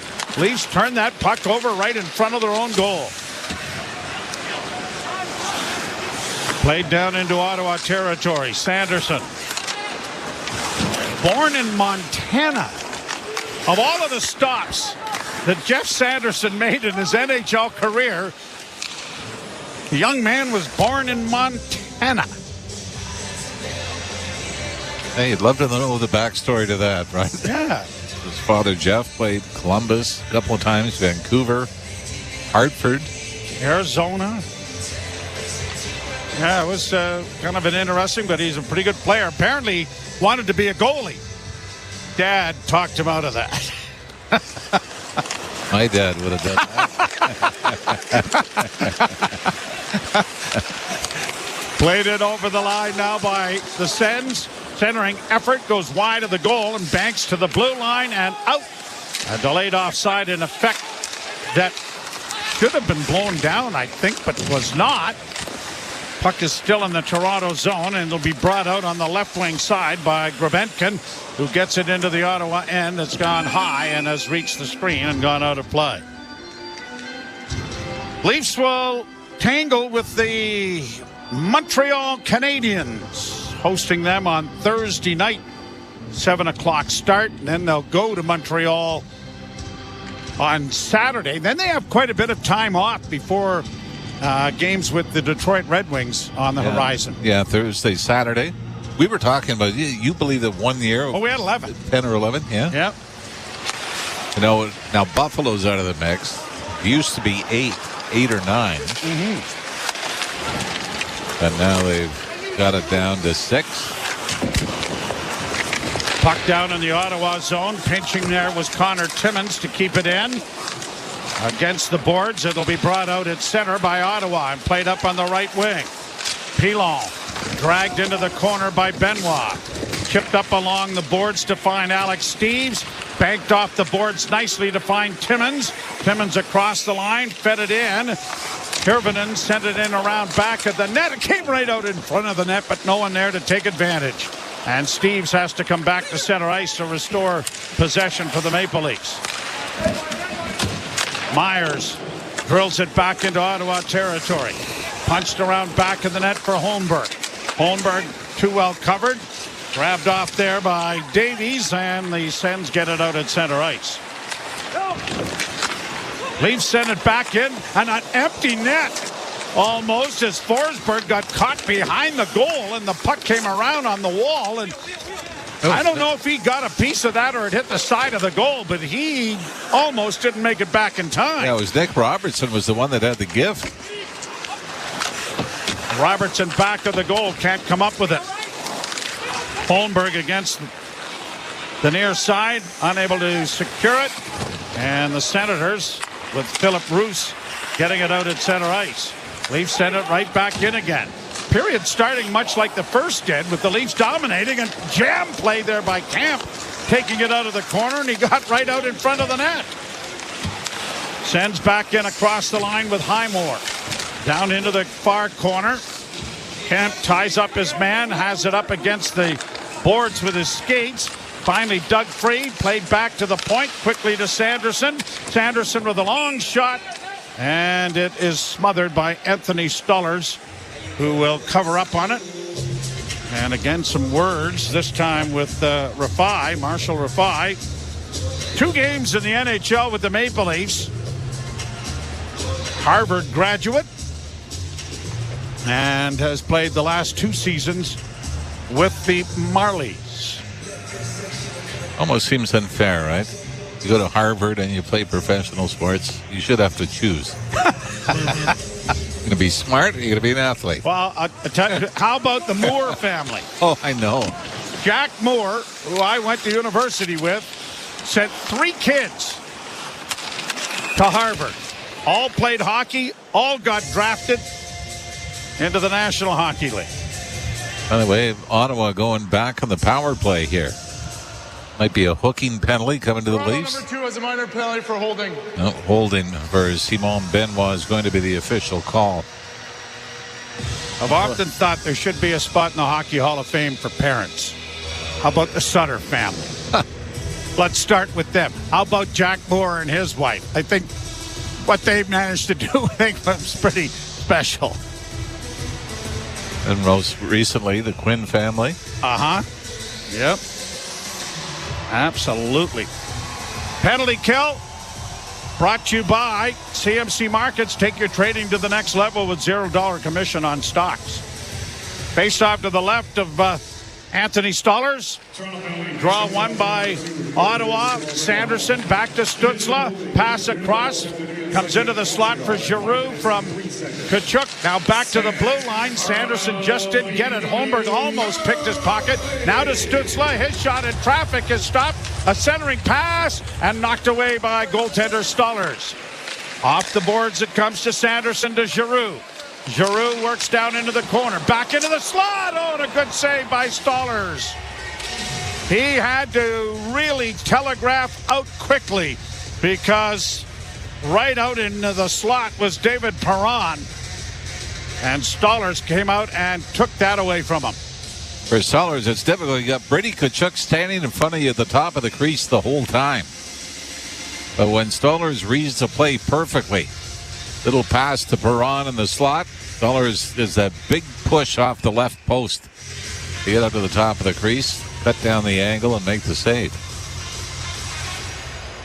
Sometimes you'll see bigger goalies want to rely on their size and hang back a little more on the goal line. They kind of like Stollers there, propelling himself out of the angle. Stützle has the puck, intercepted by Camp. Camp in across the line for Knies. He got through and was hooked to the ice, but no call. And it's brought back by Sanderson for Ottawa. Sanderson to Tkachuk. Tkachuk has it knocked away, and it is quickly sent out at center ice by Toronto. Stützle brings it right back in again. Stützle getting it back into the slot. It comes to Sanderson. Sanderson to Stützle again. Left wing side. Stützle into the corner. Converging on him was Mattinen, and the Leafs are able to get it out and down the ice with 50 seconds left in the power play. Still a 1-1 tie. Tim Stützle, 18 goals last year, but 2 years ago hit the 39 mark in goals scored.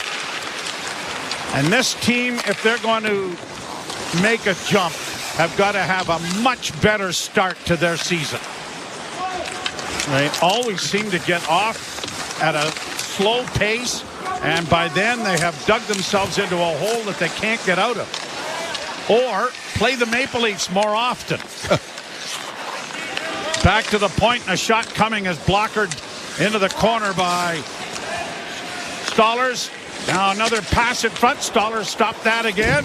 Against the boards, trying to get it out is Rafai, and he'll find a way to get it between the defense and down the ice, and the penalized player, Benoit, is back on. Davies coming out of the Ottawa zone.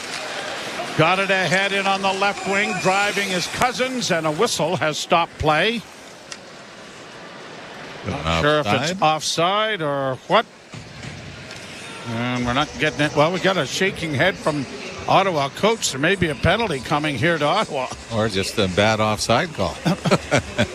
Well, we're going to go to a commercial break. We'll figure it out anyway. You're listening to Molson Leaf Hockey on TSN 1050 and the Maple Leafs Radio Network. Touchdown. Great catch. Give me a high five. 5 minutes later. Interception. Awesome play. Give me a high five. 2 hours later. Eddie, did you order 20 high five specials from 2-for-1 Pizza? You kept asking for high fives. I meant, never mind. I'm hungry. High five. Buy any large traditional pizza and get up to 3 medium one-topping pizzas for just $5 each. Hey everybody, thanks for hanging out with us with this awesome community of Toronto sports fans here on TSI tonight for the Leafs game. Please share this link out to your friends, put it on the social boards, put it out on social media. However, let's get more people here in the chat hanging out with us, and the best way to do that is for you to share this link. I can only do so much on my end. We'll get back to it. Now let's go get our friends and have some fun in the chat. We'll see you guys back in there. Cheers, everybody.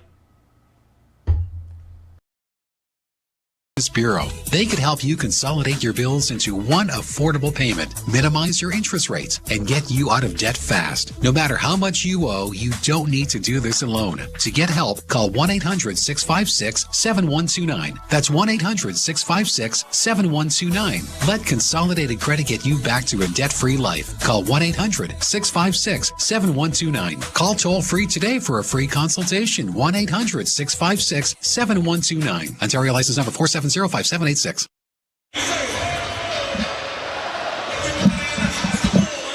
Too many men on the ice penalty. I guess that's why we got the show. Travis Green taking his head up on the Sens bench. So the Leafs go to their third power play, and the Sens send it down the ice. The power play brought to you by Ontario Subaru dealers. Enjoy fall to the fullest with symmetrical full-time all-wheel drive. Visit your local Subaru dealer to book a test drive today. Leafs bring it in on the left wing. Banked back to the blue line by Steves. A bad pass and a turnover there by Matanen, and it's all the way back down into the Toronto zone. Nicholas Matanen for Alex Nylander, who stops up at his own blue line, trying to get some momentum going, drops it back. Leafs get it to the line and in, and then down into the corner it goes, trying to outnumber the Sens along the boards, but they're not going to be able to do that. Sens have got it pinned up against the wall fairly efficiently. Finally, it comes back to the point. Nylander keeping it into Steves, and his behind-the-back pass was ill-timed, and it comes all the way out at center ice. Timmins in on the left wing for Holmberg. Back to the blue line to Timmins. Timmins across ice feed. Trapped over here on the near side by Easton Cowan. Cowan looking to get a return pass and does. Now looking for Nylander in front as it goes to Timmins. Over to Nylander. Alex Nylander. Back it goes to Timmins to Cowan. Tried to make a little one-touch pass. It didn't work. Able to get it back into the corner for Nyes. Nyes works out of the near corner. Tried to center. It comes back to Cowan. Need to get the puck to the net here sooner or later. Timmins fans on his shot. Has it again on the wing to Cowan. Cowan holds in the near circle. Down low. Here's Nyes coming out. Tried to jam it in, but it went off a stick. Robertson recovers the loose puck. Robertson against the far boards. Down low again. Pontus Holmberg to Cowan. Cowan to the point. A shot! That deflected just off Forsberg and went wide. Penalty has expired. Leafs had some good puck possession, but really never got it to the net. Played down into the Ottawa zone. Half this game almost in the books with 10:25 to go in the second period. Trying to recover the loose puck in the corner was David Camp, and it is launched high to center ice by Ottawa and played by Highmore deeper into Toronto territory. Playing along the boards by Mermis. Leafs trying to come up with it. Played back of the net, and here's Mermis with it again. Getting it out at center ice. Sanderson plays it up on the right wing side in across the line for Highmore, and a shot is going to be deflected by the defenseman Myers, who went down and made a pretty good shot block to send that up into the screen out of play. 9:50 to play in the second period. Game is still tied 1-1. You're listening to Molson Leaf Hockey on TSN 1050 and the Maple Leafs Radio Network. You dominated your fantasy football draft by listening to SiriusXM Fantasy Sports Radio. Just want to say thank you, because ain't nobody going to beat me after this draft. You set a winning lineup with the expert advice of the best fantasy football analysts. I don't see any downside to him this year whatsoever. But instead of tasting victory, you got this. Every week is the same. I average like 40 points a week. Don't panic. Find out how to replace your injured and underperforming players. Be aggressive, especially on a waiver wire. On SiriusXM 87 and the SiriusXM app. Hockey 24/7 on SiriusXM NHL Network Radio. This is the NHL. These are pros. You don't want guys to put good power play units on, don't take penalties. You don't want good power play units to score goals when you've given up a whole bunch, kill them. You don't like it, do something about it. If you want to reward your guys who had a good game with a chance to get some more goals and points, do it. If I was a coach, I wouldn't care. Who cares? Worry about your own team. Don't worry about mine. Hey, football fans. Really appreciate you all being here. Thank you for your support of this amazing Toronto sports community, well, and Buffalo Bills community as well, since we're supporting Toronto's team. I just wanted to give a big shout out to last night's Super Chats during the Toronto Maple Leafs game. Thank you, Kilo G and Jose Duarte. You want your name here on this list? Send a Super Chat during the game. It'll be recognized live on air right here, right now, by me. As well, we're going to make sure your name is in this list for the rest of the night. Thank you for the Super Chats. It really helps. It supports this channel immensely. The costs are there for me, and I really appreciate the support that you guys share, as well as a small portion of the proceeds does go to Sick Kids Hospital in Toronto every single month. So thank you, insiders. Appreciate you guys being here. Thanks for the Super Chats, and let's get back to the football. Let's go, Bills. But can't keep the puck in as it squirts over the stick, and we had a goaltending change, Mr. Ralph? Yeah, Dennis Hildeby, I believe, has made his way to the crease in the last commercial break. He wears number 35 as the rolling puck goes down into the Ottawa goaltending crease and is covered up. And a face-off will come in the Ottawa zone.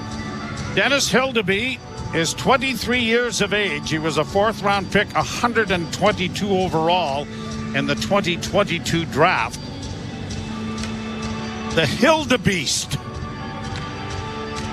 is the nickname that he has had in the Marlies. You're 6'7". You can call him whatever you want. Yeah. Well, you better be clear that he's happy with it.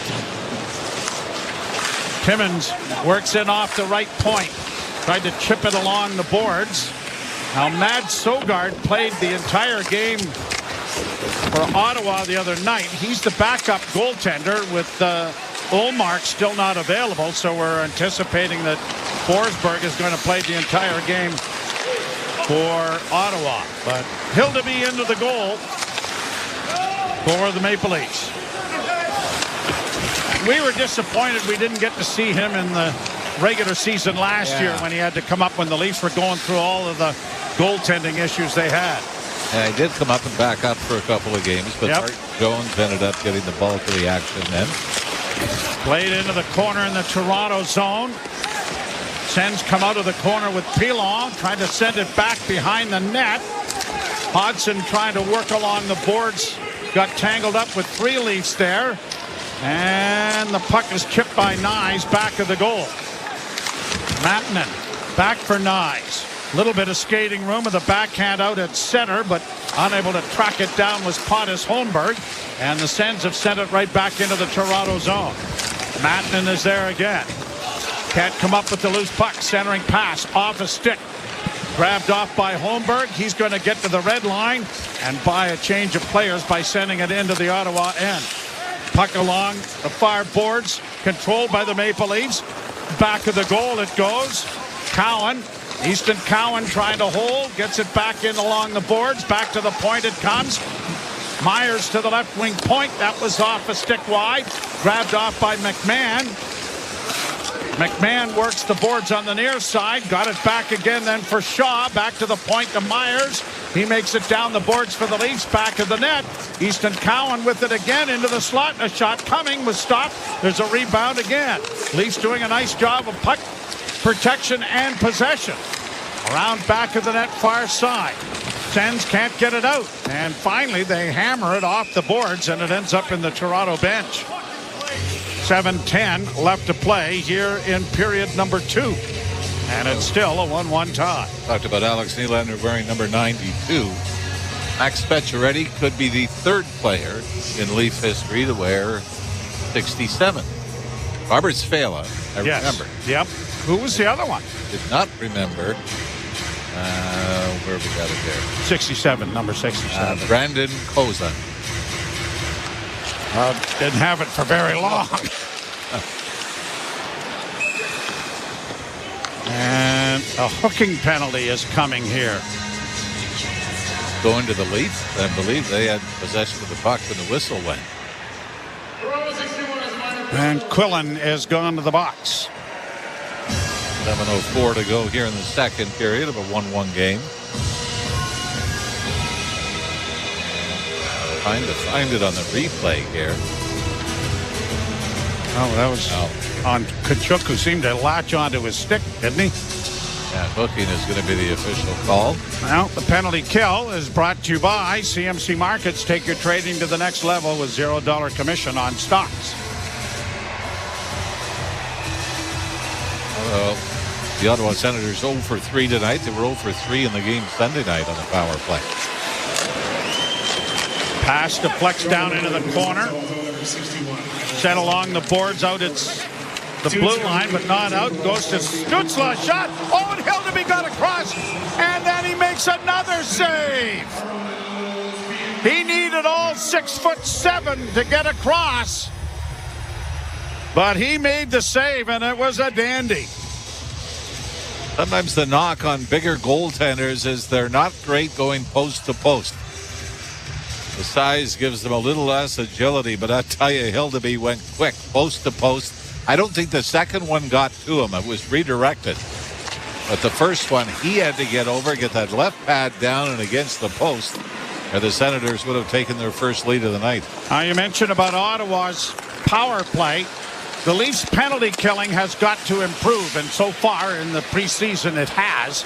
But they were 23rd in the league. They gave up 55 goals in 238 times short. And if you're going to play a physical style of hockey that Craig Berube wants, then penalty killing has got to be one of the key components. Here's Nyes in on the wing. Stops up. Tries to pin it up against the boards in the Ottawa zone, and he's done a pretty good job of doing just that. And then it's finally dug free by Stützle, and now the Sens will get it out into neutral ice. Stützle with a little head fake to gain the zone. Drop for Kachuk, drop for Sanderson, rink-wide pass Giroux. Giroux on the far circle, gets it back for Stützle to the point to Sanderson, and the left hand of Dennis Hildeby sneaks out there and gloves that to bring a face-off in the Toronto zone. And what did you think of Anthony Stolarz in his debut as a Leaf in the first half of the game? I thought very composed, very solid. He ends up stopping 15 out of 16 that he faced, and Hildeby has come in and picked up the baton rather nicely. 38 seconds left in the penalty. 5:40 left now in the period. Puck is back of the Toronto goal, and that's created quite a crowd back there as it's poked to the near wing. Kept alive by the Sens and then stolen. Here's McMahon in across the line, working in on goal. One-hands it. Oh, what a great nifty little play that was. Boy, if he got that a little more short side, there was room there. As he got Forsberg leaning away from the post as McMahon came down the right wing, using one arm to fend off an Ottawa player, and the other hand one kind of flick it one-handed towards the net. Great effort there by Bobby McMahon. Shot down into the Toronto zone. And Benoit starting out. You can hear the goalie go chants going. There's lots of Leaf jerseys that we can see in this crowd. Back to the point, kept in there by Toronto's Matanen. Along the board, Steves trying to dig it out.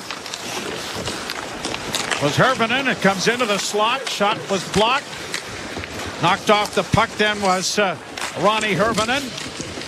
And Steves trying to keep it in, but it'll squirt out at center ice. The Leafs have to evacuate, sends it right back in again. Steves working along the end boards now. Kicking it free momentarily. Tied up with Matthew Highmore. Pinching down to gain possession. The Leafs work it into the near corner, but can't get it out into the slot. Whoa, there was a near collision there at the Ottawa blue line. Brought back in by Cole Reinhardt. Gets it back to the point. Long shot coming. Off the mark wide. Comes to the left wing side. Centering pass in front. Shot goes wide of the Leaf goal. Bernard Docker trying to work along the boards, but it is poked out at center ice by the Maple Leafs, and Grebenkin will get it into the zone, but is unable to track it down. Long lead pass up on the right side for Tkachuk. He's going to drop it back. A shot from an angle went well wide of the goal, and Karam's all the way back out into the center ice zone. 1-1 tie with 3:18 to play here in the period. And we get a whistle and a stoppage of play. Grebenkin is 6'2" and about 210 pounds, so decent size there, and was involved last night in one of the bouts. And that time he tried to get a little piece of his man at the blue line and kind of got him spun around a little bit. It really has been the early talk in training camp and into the preseason game. Yeah. Remember when Nicky Borishevsky came over along with Dmitry Mironov as the Sens stop play as the goaltender gets his glove on it. You talked about the different Russians. Dmitry Mironov, who still lives in Toronto and whatnot, was very stoic and very quiet. Very almost, he was a Muscovite. Nicky, on the other hand, was a live wire and just had a wonderful disposition. Couldn't speak the language, but tried awfully hard. It's a 1-1 tie. You're listening to Molson Leaf Hockey on TSN 1050 and the Maple Leafs Radio Network. Do you have an invention idea but don't know what to do next? Call InventHelp now for free information on how to get started today. InventHelp provides invention services that help everyday inventors get started with their idea. We have representatives nationwide who will explain the InventHelp process step by step. Over 10,000 patents have been secured through InventHelp's patent referral services. Our services include professional materials needed to showcase your invention, and 3D animation and prototype modeling that help you demonstrate your idea. Get down to the details of your idea with a technical drawing. The InventHelp Databank includes thousands of companies who have agreed to review new ideas. We've been helping inventors since 1984. Let's help you next. Take advantage of the opportunity to get started today. Call 1-800-353-6081. That's 1-800-353-6081. Again, 1-800-353-6081. Hi, Keith here from Speedy Glass. Looking to get your windshield?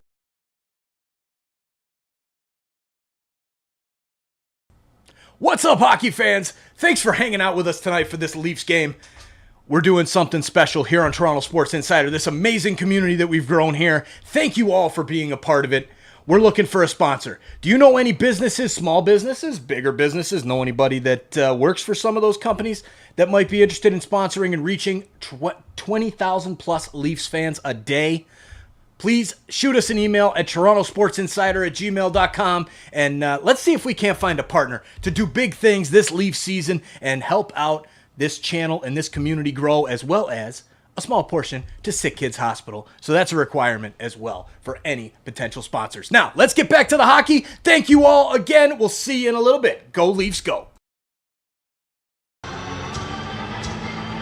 Face-off coming here as Nick Robertson has had an energetic... Okay, there's something I don't think we're going to see very much of. Craig Berube laughing with Mark Savard behind the bench. Played along the boards. Leafs tried to keep it in, but Robertson had to come out into neutral ice. Now he'll flip it right back in again. Hustles in there after it.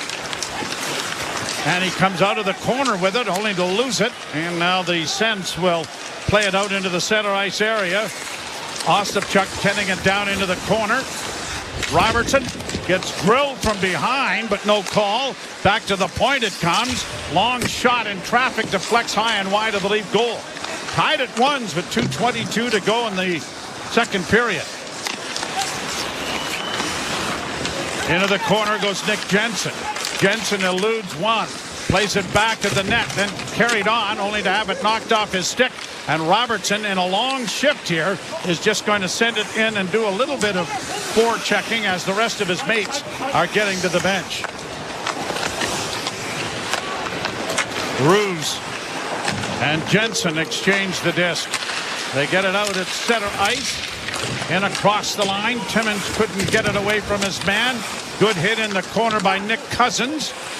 And it'll be punched along the boards and brought out at center by Nyes, who gets it ahead. That just bounced over Nylander's stick, or Alex Nylander might have had a chance to cut to the net. Played around back of the net. Camp can't come up with it. Camp with Nyes and Nylander, the forward line for the Maple Leafs. Timmins, who in his brief stints with the Maple Leafs has demonstrated an ability to create points. Yeah, I remember last year he had the outstanding training camp and then got hurt between the last preseason game and the first regular season game, and if I'm not mistaken, I think he only got into 25 games or so. Yeah, for the Leafs, but he again. And the year before, he had played pretty well and garnered some points. Came in from Arizona. Played down into the Toronto zone. Back of the goal goes Reinhart. Got it back to the point. Now to Sanderson. Sanderson sends it around the boards, but out of the reach of Garrett Pilon. The puck bouncing now, and the Leafs unable to come up with it. Pilon back to the point to Sanderson. Sanderson dishes it back to the blue line. Shot in a lot of traffic, never made it through. Down on the end boards and back to the net goes Cole Reinhart. Back to the point to Sanderson. Sanderson a little give and go. Gets it back and comes to the net. And I think Hildeby got a shoulder in front of that rising shot for the short side. And Sanderson almost had his second of the game. Boy, a little give and go. But again, the Leafs giving up scoring opportunities to the Ottawa defenseman. Sanderson opened the scoring for the Senators in the opening period. Well, that goal tied the game. But that was a similar one, wasn't it, where he was allowed to sneak in untouched. And this time, although looking at that angle again, I don't think there was 3 inches of space. Because Sanderson basically came right through the left wing faceoff dot. And Hildeby was out square. And that 6'7" frame. Lead pass at center, brought in on the left wing by Stützle. His shot was high and wide over top of the Toronto goal as well. Leafs dig the puck out and start up ice with a pass that goes off a stick. Giroux can't get away. Leafs come up with it, and it'll be backhanded into the zone by Alex Steeves. And there is the horn that ends the period. By the way, another thing about Hildeby, Joe, is he played 41 games last year in the American League. With the Toronto Marlies, 21-11-9 record, 241 goals against average, 913 save percentage. So he might be. Remember, Garrett Sparks got to the point where you said he's done everything he can do in the American League. Hildeby might be very close to that stature as well. So we will step aside. Jim Taddy coming along with our second period intermission. You're listening to Molson Leaf Hockey on TSN 1050 and the Maple Leafs Radio Network. From cozy acoustic mixes to football tailgate anthems, back to school study beats, live sports, and more. Deep left field, way back, it's gone. Goodbye. Find the perfect sweater weather soundtrack to warm you up this autumn. Spice up any moment with a hand-picked audio collection on the SiriusXM app. Just search Fall. On and off the ice. Steven Stamkos. You wonder, is that it for him with the Tampa Bay Lightning? He's the guy that's probably, with Marty St. Louis and Vinny LeCavalier, recognized as the all-time greatest Tampa Bay Lightning players. This is all about deciding whether or not the price is going to be right to keep your captain around and potentially keep him a Tampa Bay Lightning member for his entire career. SiriusXM NHL Network Radio. SiriusXM 91. And on your schedule with the SiriusXM app. The Power Play with Steve Koulias. You either put up or shut up. Marchand does, Doughty does, Stone does. And if you don't have enough of those players, get rid of them, because they'll make you lose. They'll frustrate the fan base. I want people that are with me, rowing in the same direction. And if you can't, get out of town. We'll find someone who can. The Power Play. Weekdays 3 p.m. Eastern on NHL Network Radio. SiriusXM 91 and the SiriusXM app. Hockey 24/7 on SiriusXM NHL Network Radio. This is the NHL. These are pros. You don't want guys to put good power play units on, don't take penalties. You don't want good power play units to score goals when you've given up a whole bunch, kill them. You don't like it, do something about it. If you want to reward your guys who had a good game with a chance to get some more goals and points, do it. If I was a coach, I wouldn't care. Who cares? Worry about your own team. Don't worry about mine. SiriusXM NHL Network Radio. SiriusXM 91. And on your schedule with the SiriusXM app. NHL Morning Skate. The LA Kings just been a funny animal about their goaltending. I mean, Jonathan Quick for so many years, and then flashes in the pan that quickly dissipate. And Vegas is a great example. They won with Logan Thompson and Aiden Hill. And that was good enough goaltending to win a Stanley Cup, and that, at a minimum, is what the Los Angeles Kings need to do. NHL Morning Skate with Scott Laughlin and Gord Stellar. Weekdays 7 a.m. Eastern on NHL Network Radio, SiriusXM 91, and the SiriusXM app. And then Here's a chance. Oh, what a stop! there were eight. At the line, long drive, rebound, they scored! Zadorov behind the net for Garland in front. Lindholm scores! As Martin backs it in. He's got it! With the first round behind us, the battles only get more intense. Blocked by Montour. Out in front. Pavelski! Follow your favorite team. The Stanley Cup playoffs continue. NHL Network Radio. SiriusXM 91 and the SiriusXM app. The UEFA Champions League is back on SiriusXM FC, and this year it's bigger than ever. Absolutely ridiculous from Real Madrid. Merseyside magic from Mo Salah. Now, with more matches featuring soccer's most iconic clubs as they battle it out for European supremacy. What a start for Inter. Haaland scores the hat-trick. From the league phase to the final, the Champions League is on SiriusXM FC 157 and the all-new SiriusXM app. The biggest names in the game. Trying to get behind, wrist the line, and walks in, put it between his legs, shoots it, score! NHL play-by-play on SiriusXM. Canadian Leafs hockey is on TSN 1050 and the Leafs Radio Network. The Leafs live here. And still tied at 1 after 40 minutes of play. TSN After 40 is brought to you by 241 Pizza. Give yourself a high five. Buy any large traditional pizza. Get up to 3 medium one-topping pizzas for $5 each. 241pizza.com. Jim Taddy, Dave Feschuk with you. So, Dave, the topic of discussion this intermission is the Maple Leaf Blue Line. This is, I think they've done a really nice job with what we assume is the starting blue line when the season starts. But tonight, aside from Simon Benoit, I mean, the rest are depth players. Obviously, I would assume Connor Timmins makes the team and sees some time. I don't know how much, but the rest of them are, for all intents and purposes, depth players. And this is an impressive group of depth players, isn't it? Yeah, I mean, they're doing a really good job against a NHL heavy Senators lineup for sure. And you're right, it's not exactly a murderer's row of household names here, beyond Simon Benoit and Connor Timmins, when you're talking about Philippe Myers and Marshall Rafai and Nicholas Matinen. But they're doing a nice job here for sure. And I mean, as much as, you know, in a lot of ways, Dennis Hildeby had the highlight reel play of that second period when he came in relief of Anthony Stolarz.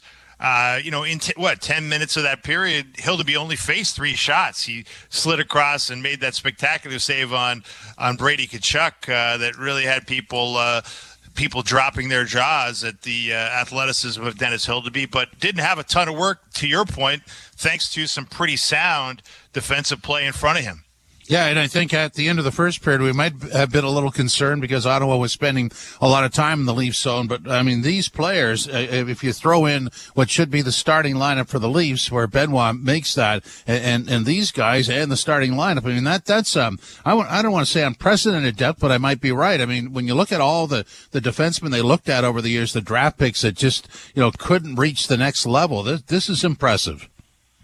Well, yeah, and you don't know who's going to emerge, right? Like I thought, listening to Mike Johnson on the broadcast talking about Simone Benoit a year ago around this time, and how his preseason debut wasn't particularly stunning. He had a few penalties, didn't look particularly great, and then he emerged as the season went on as a very essential piece to the Maple Leafs blue line. So I think anytime you've got promising. Young guys like they've got here, a nice group of promising young guys, it can only be a plus, right? You're going to need reinforcements here, in all likelihood. You hope you don't have injuries, but you tend to have injuries in this league. So you're right. Benoit, Timmins has a chance to be the seventh man probably out of camp this year, depending on obviously the health of Hakanpää as the season begins. Who knows? There's a lot of balls in the air in terms of who will actually make the team.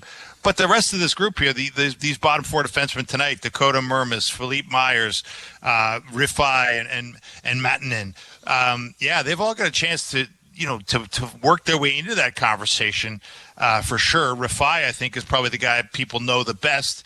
And tonight they're doing a good job of pointing out to the coach and the coaching staff here, all of whom are new and all of whom are seeing a lot of these guys probably for the first time up close, that they have NHL potential, if not NHL ambition this year.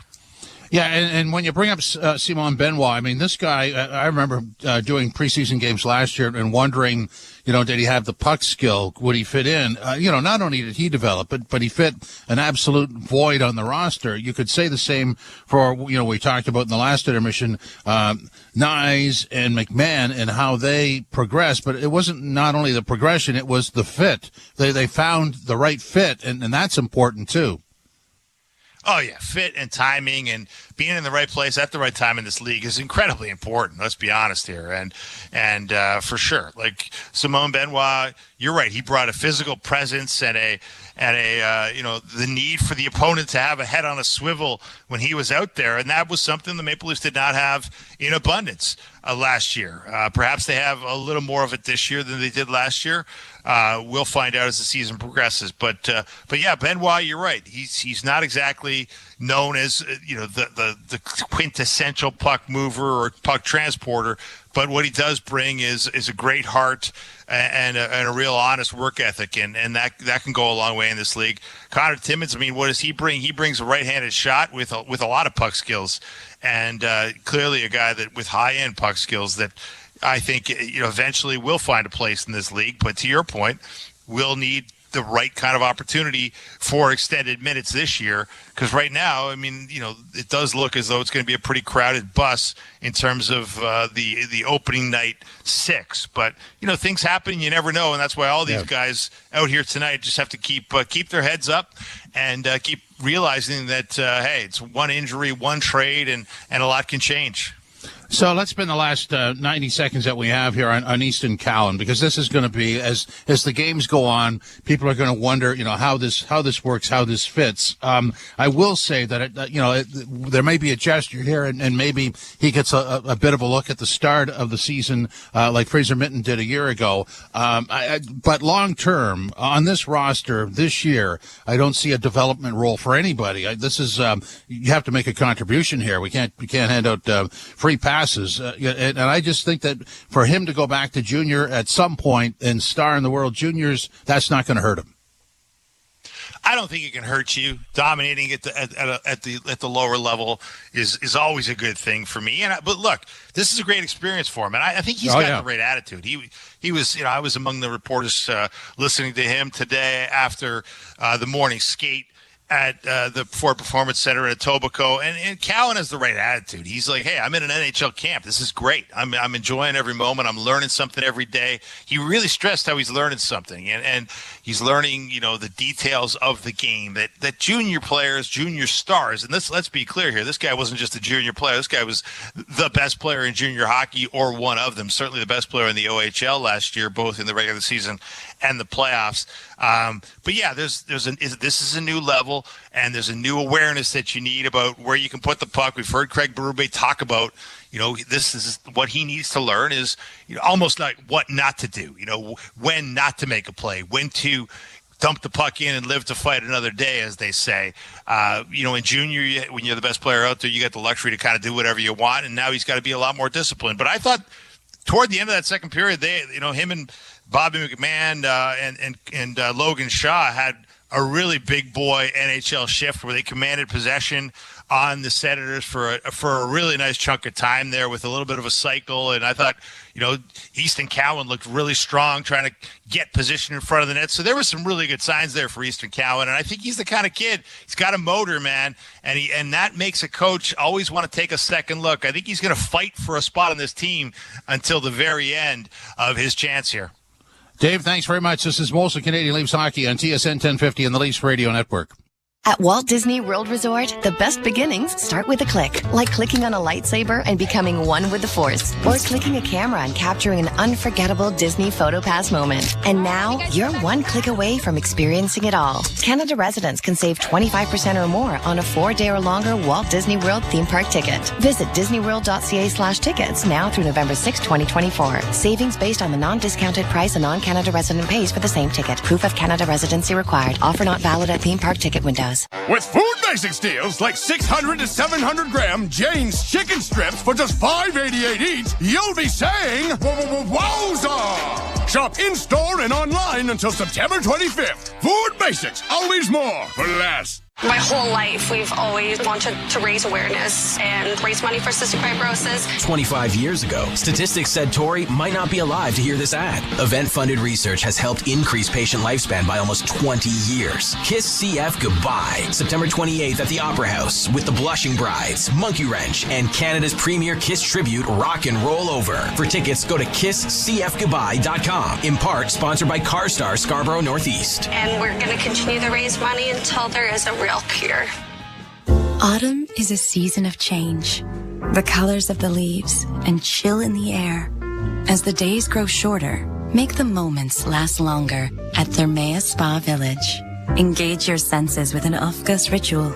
Delight in seasonal flavors with a carefully crafted culinary experience. Relax in a hot bath and soak in the beauty of autumn. Plan your personalized weekday getaway at thermea.com/whippy. Take good care. The Government of Canada settled a class action lawsuit for $817 million concerning disability pensions for qualifying veterans, RCMP members, their estates, or relatives. To find out if you're eligible, visit veteransclaim.ca. How can you protect your keys? Simply attach a War Amps key tag to your key ring. If you lose your keys, the finder can call the number on the back of the tag or drop them in any mailbox, and the War Amps will return them to you by courier for free. Today, the key tag service is more important than ever with the high replacement cost of keys and remote devices. War Amps key tags. They're free and they work. Order yours at waramps.ca and help make a difference in the lives of amputees. Sewer backed up? In some cases, natural gas lines may cross through sewer or septic pipes. These are called crossbores. Left undisturbed, crossbores are harmless. But if you or your plumber accidentally hit a natural gas line while clearing a sewer block... Hey, hockey fans, thanks for hanging out with us tonight for the Leafs' second preseason game. We travel to Ottawa. Home and home series. Let's get the victory tonight. We can't let Ottawa sweep us. Hit that like button down below. Let's get more hockey fans here in the chat. And the best way to do that is to please hit that like button. So please take a second. Make sure you've hit that thumbs up. If you have, thank you. If you have not, please do so now. And let's have some fun in the chat. Let's keep it classy and let's cheer on our Leafs. Let's see what the young kids can do tonight. Sounds like we've got a light roster since we are on the road. But it doesn't matter. We're going to have fun and we're going for the victory. Let's go. Cheers, everybody. See you in the chat. After 40 minutes of play, this is Molson Canadian Leafs Hockey on TSN 1050 and the Leafs Radio Network. Hi. Shohei Ohtani. There it is! The first player in Major League Baseball to have a 50-50 season. When the sports world is talking, nobody gives you more perspectives than the experts of SiriusXM. This is a remarkable freaking accomplishment. Hear instant reaction on Mad Dog Sports Radio. It's incredible. Guy's unreal. And expert analysis on MLB Network Radio. He is the type of player that can evolve into anything he wants to be. Live sports talk when you need it is on SiriusXM and the all-new SiriusXM app. The Power Play with Steve Koulias. You either put up or shut up. Marchand does, Doughty does, Stone does. And if you don't have enough of those players, get rid of them because they'll make you lose. They'll frustrate the fan base. I want people that are with me, rowing in the same direction. And if you can't, get out of town. We'll find someone who can. The Power Play. Weekdays 3 p.m. Eastern on NHL Network Radio, SiriusXM 91, and the SiriusXM app. The UEFA Champions League is back on SiriusXM FC, and this year it's bigger than ever. Absolutely ridiculous from Real Madrid. Merseyside magic from Mo Salah. Now with more matches featuring soccer's most iconic clubs as they battle it out for European supremacy. What a start for Inter. Haaland scores the hat-trick. From the league phase to the final, the Champions League is on SiriusXM FC 157 and the all-new SiriusXM app. Join me, Gord Stellick, and Scott Laughlin as we recap the night that was on NHL Morning Skate, weekday mornings at 7 a.m. Eastern on NHL Network Radio, SiriusXM 91. The biggest names in the game. Trying to get behind, wrist the line, and walks in, put it between his legs, shoots and scores! NHL play-by-play on SiriusXM. Hockey lives here. Suzuki sweeps it, there's a chance, rebound Caulfield, shoots and scores! NHL play-by-play on SiriusXM. Join me, Scott Laughlin, and Gord Stellick, along with former NHLer Mike Johnson for NHL Morning Skate, weekday morning, 7 a.m. Eastern on NHL Network Radio, SiriusXM 91. Leafs and the Ottawa Senators tied 1-1 in Game 2 of 6 preseason tilts for the Maple Leafs. We will be back with you on Thursday night when the Montreal Canadiens arrive in town.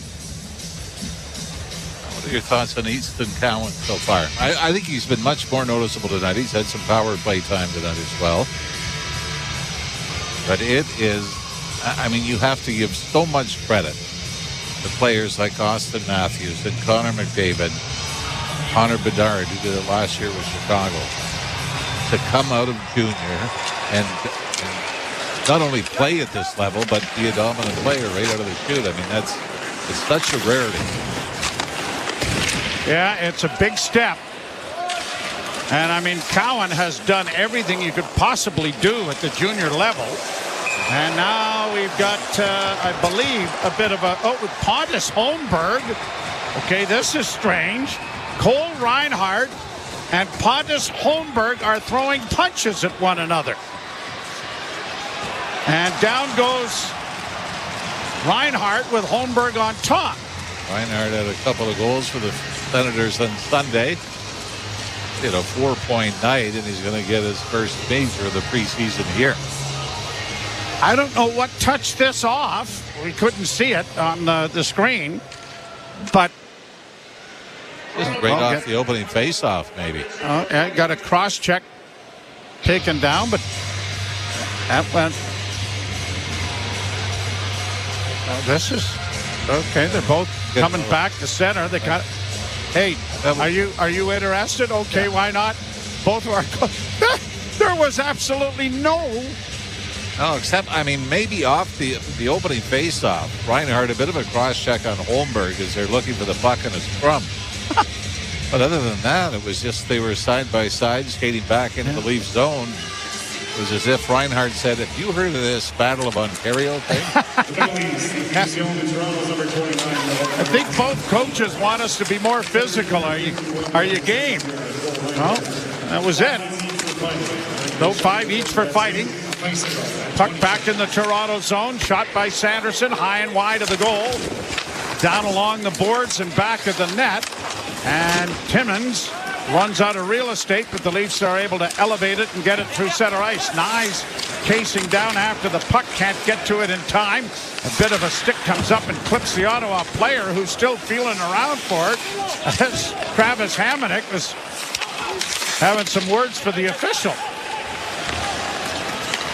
Back come the Leafs in on the left wing side. Mermis taken down into the corner by Hamonic. Nyes back of the goal. Tried to feather it off on the side for Logan Shaw. That didn't work.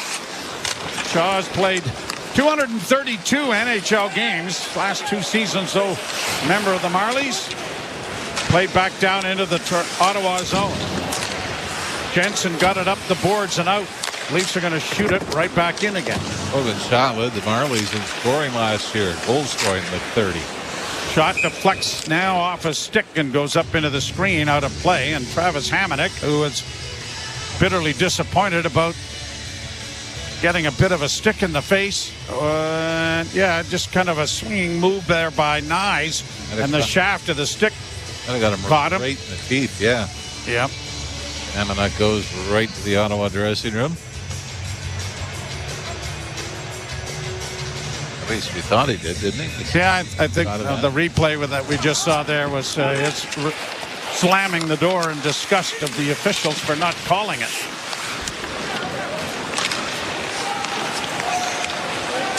Sens will flip it into the Toronto end on a bounce. Hildeby knocking it into the corner. Along the boards, knocked down on the play was Myers. The puck comes free, and the Leafs are going to get it elevated through center ice. And it's not going to have enough to go for icing, so back to retrieve it is Nick Jensen. Sens reorganizing in their own zone. A 1-1 tie here in the third. Are we headed for a second straight overtime tilt in the preseason? Leafs, Hirvonen getting in the puck out at center. Nice move to bring it in over the line made there by Grabenkin. And then the Senators steal the puck back, and Nick Cousins, the veteran, getting it off a stick and down into the Toronto end. Benoit reverses the puck, and it's played out at center ice by Connor Timmins. Grabenkin can't get it. Almost knocked that out of the midair, and he would have been all alone in front of the net. Bit of a dangerous pass there by the Sens, and Stützle working the other way. Let a shot go wide of the Leaf goal. Kept alive by Tkachuk. Back to the point to Sanderson. Played to the side of the net. Hildeby stopped that. Puck into the end boards. Leafs after it there. Trying to dig it free, and they do, to get it to David Camp. Camp dropping it back for Benoit, who plays it ahead. And it was out of the reach of Grabenkin, who was headed for the bench. Back come the Sens in with Stützle. And he gets poke-checked adroitly and nicely into the corner by Dakota Mermis. Then a shot hits the side of the goal. And the Maple Leafs have it back in their own end. Nylander double teamed and knocked down on the play. The puck comes back to the point. Jensen has his stick shatter on him. The Leafs are able to get it to the line, but not out. And they'll go back now with puck protection against the boards made by Nicholas Mattinen. The puck up on the left wing, and Nick Robertson will one-hand it out into neutral ice. Sens able to regain possession. Chipped in over the line by Pilon. Right wing side for Boucher. Shot stopped there by Hildeby. Leafs play it on the high, out at center, and bouncing down into the zone. Robertson almost stole it. Good hustle there by Nick Robertson. And he's been very noticeable tonight, yes. Jimmy. Down into the corner for Shaw. Chipped away by Myers. Back of the net it goes. Ottawa in possession. Ruse, the defenseman, will get it up on the right wing side. And Nick Cousins skates to center. He'll shoot it deep into the Toronto end. Hildeby glancing around to see where he needs to play it. Got it up for Bobby McMahon. McMahon gets it out at center, but out of the reach of Logan Shaw. And now the Sens bring it right back in. Nice play by the defenseman, Sanderson. Long shot goes over top of the Leaf goal. And back of the net now, controlled by the Maple Leafs, Rafai, and he'll get it out at center. McMahon had a clearing attempt by Sanderson. And then Sanderson dragged him to the ice. No call. And Sanderson has the puck under control back in the Ottawa zone as they regroup. He'll play it off on the right wing. Travis Hamonic. Robin get back. Sanderson leaves it, and around back of the net now is Stützle as he gathers some speed and comes through center ice. The Swiss native sends it down into the Ottawa or the Leaf zone. Then a shot blockered away nicely, and the rebound for Stützle is swallowed up by Dennis Hildeby, who has looked very solid since taking over for the equally solid Anthony Stolarz midway through the second period. Yeah, shots on goal 6-0 for the Ottawa Senators here in the third period. You mentioned the Leafs got off to a good start, but since about the midway mark of the opening period, it's been mostly Ottawa. And Hildeby coming up with maybe his second and third best saves of the night. The one he made off Stützle on the power play in the second period was still absolutely brilliant. Stützle twice has been denied here in this last shift. 14-17 remaining in the third period. Game still tied 1-1. We said, talked about the goaltending problems the Senators have had, problems on defense. But between Giroux and Tim Stützle, combined to be 35 goals fewer than 2 years ago. Yeah, they have to rebound, and they've got to get off to a decent start. Yeah, Brady Tkachuk had career-high 37 goals last year. Played down into the Toronto end. Puck in the near corner. Camp unable to come up with it. Played along the boards on the near side. Nylander unable to clear. Pass in front of the net. Knocked away nicely by Matten into the Leafs. On the near board zone, the Sens keep it alive into the corner. Two Leafs in there as the centering pass comes off a stick and it's deflected to center ice. Alex Nylander giving chase, but it'll be gobbled up by Jacob Bernard Docker, who gets it out into the center ice area, and Davies in on the left wing. A pass into the slot area. Stützle getting it back to the point. Intercepted. Brought out at center by the Maple Leafs. Hirvonen onto the lleft wing side for Grebekin. 8 on goal, and a shot just went high and wide. Sent in there nicely for Jacob Quillen. Now a 2-on-1 developing, but Stützle, I don't know what he was. Oh, okay. Maybe he got hurt. It was a 2-on-1, and he just gave up on it. Turned and headed back to the bench, and he's in some discomfort over on the Ottawa bench. Did you see what happened, Jimmy, at all? I don't know if it was maybe groin or something like that, Joe. Because it seemed like he was right into the play till he was about to have the pass thrown to him. Yeah, there was no one around him. A shot from an angle is stopped there by Forsberg.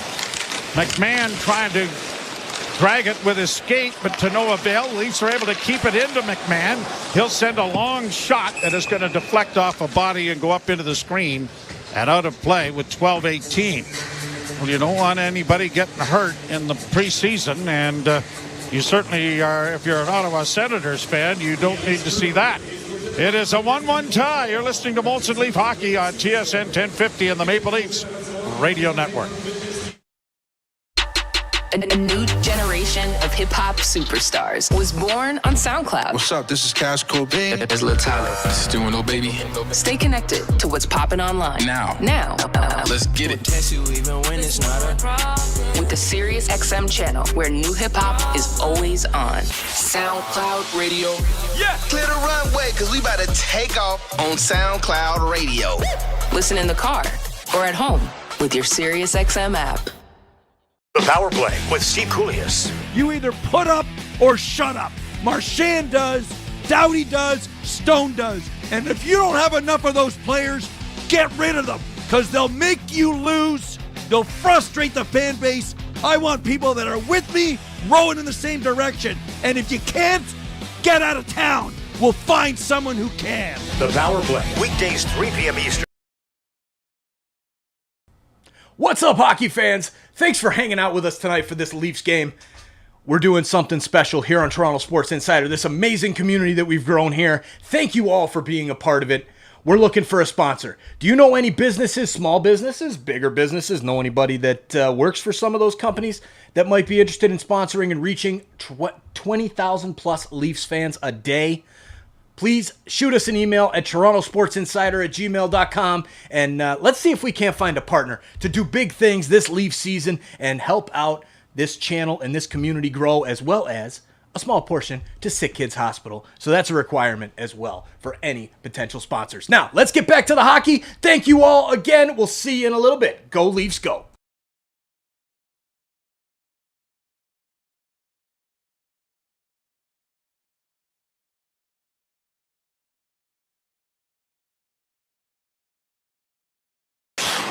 Body check into the boards in the Leaf zone, and that seemed to be the issue. Here's Perron in with, and no one seems to know where that went, but it did go up into the screen and out of play. But Stützle remains on the bench, and we said a seems to be all right. 21 goal drop in production for Tim Stützle last season. And I mean, it would be a lot of fun. It was a lot of fun last year to see Austin Matthews pursue 70. But I think if you're in the 50-plus range, you'll be more than happy. I think absolutely. Yep. And we talk about Stützle. I mean, what did we say? 20 goals fewer this year? Yep. Imagine Austin Matthews be 20 goals fewer and still be around the 50-goal mark. No kidding. Played off the boards to center by the Maple Leafs. Senators are out shooting Toronto 26-16.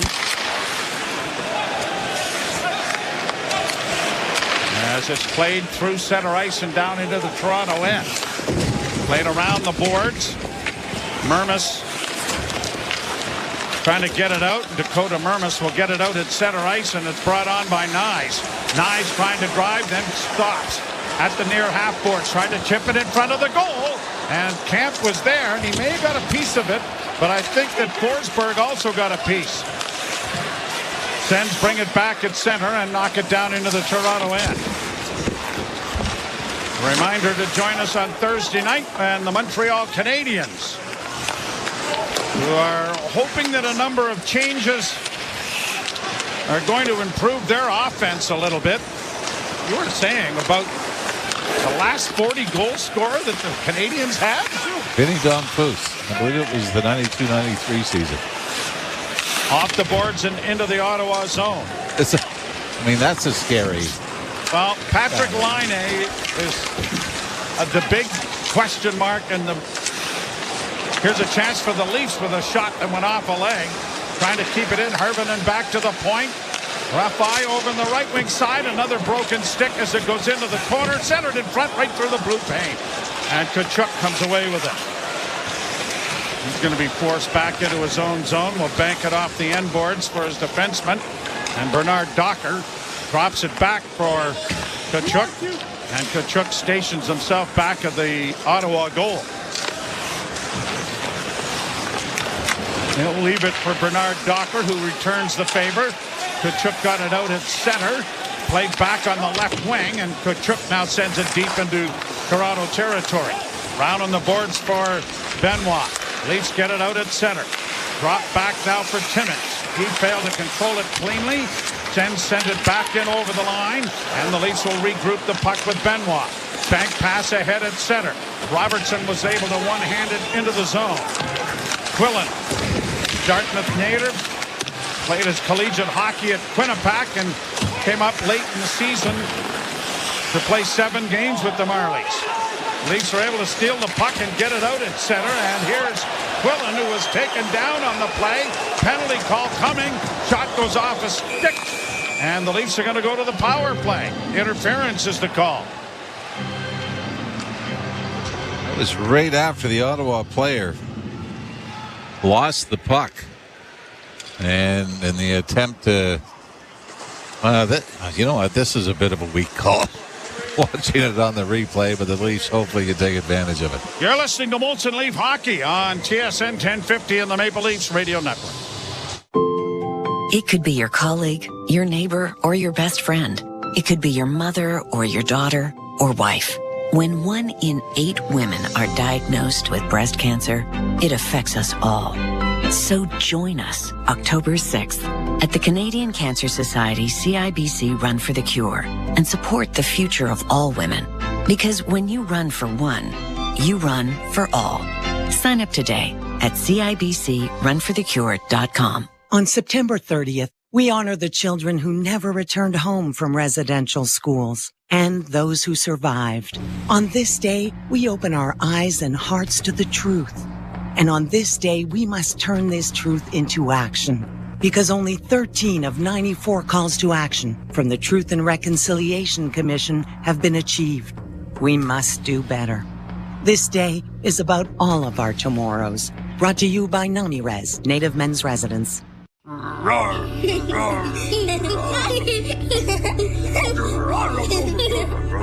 This is the sound of medicine.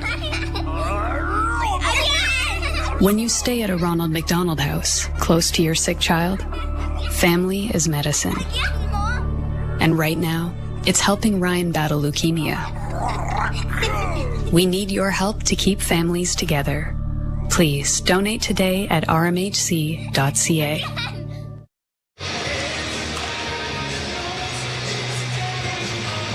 1-1 tie, third period of play. The goal scorers, Alex Steeves for Toronto and Jake Sanderson for the Ottawa Senators.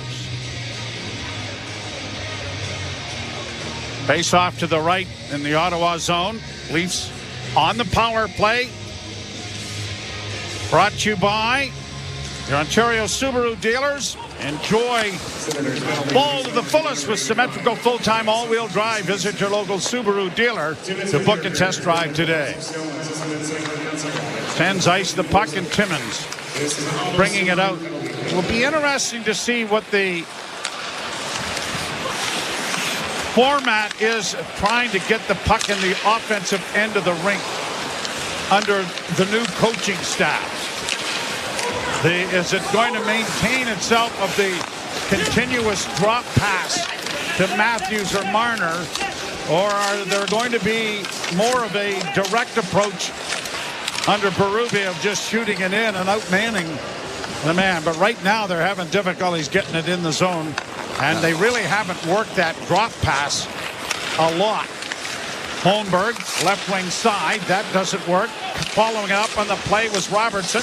He shot the puck wide of the goal. The Leafs trying to get some numbers in the corner after it. They get it back to the point, now set it up.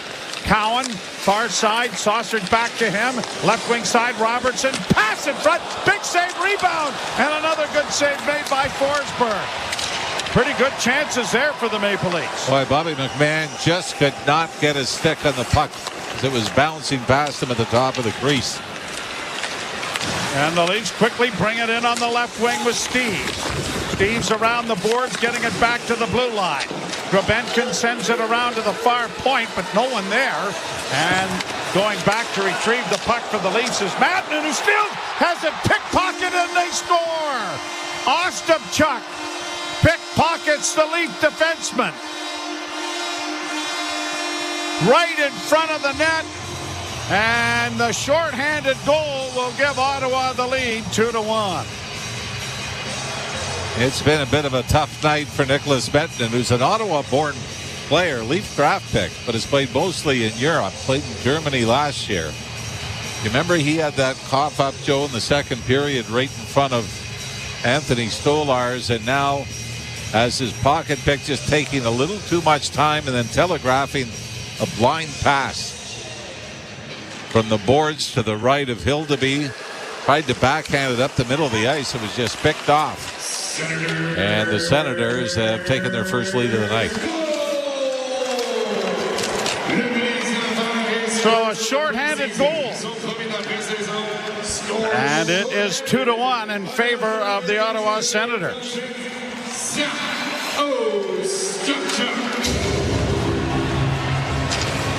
Shot back into the Ottawa zone. And the penalty is expired. Senators play it up on the wing, and now in over the line comes Stützle. He has it knocked away by Benoit.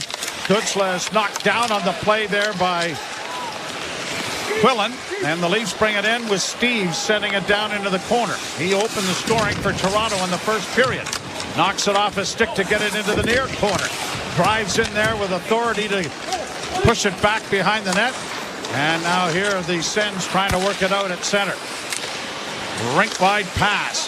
Finds Stützle, and he'll shoot it in and start for the bench, but it ends up into the screen and out of play. 6:12 left to go in the third period. The Leafs scored with 6 attackers at 19:38 of the third period the other night, with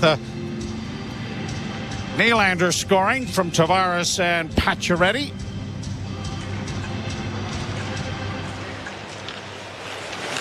And coaching staff over to give a bit of a pat to Nicholas Mattinen, who made the gaffe while the Leafs were on the power play.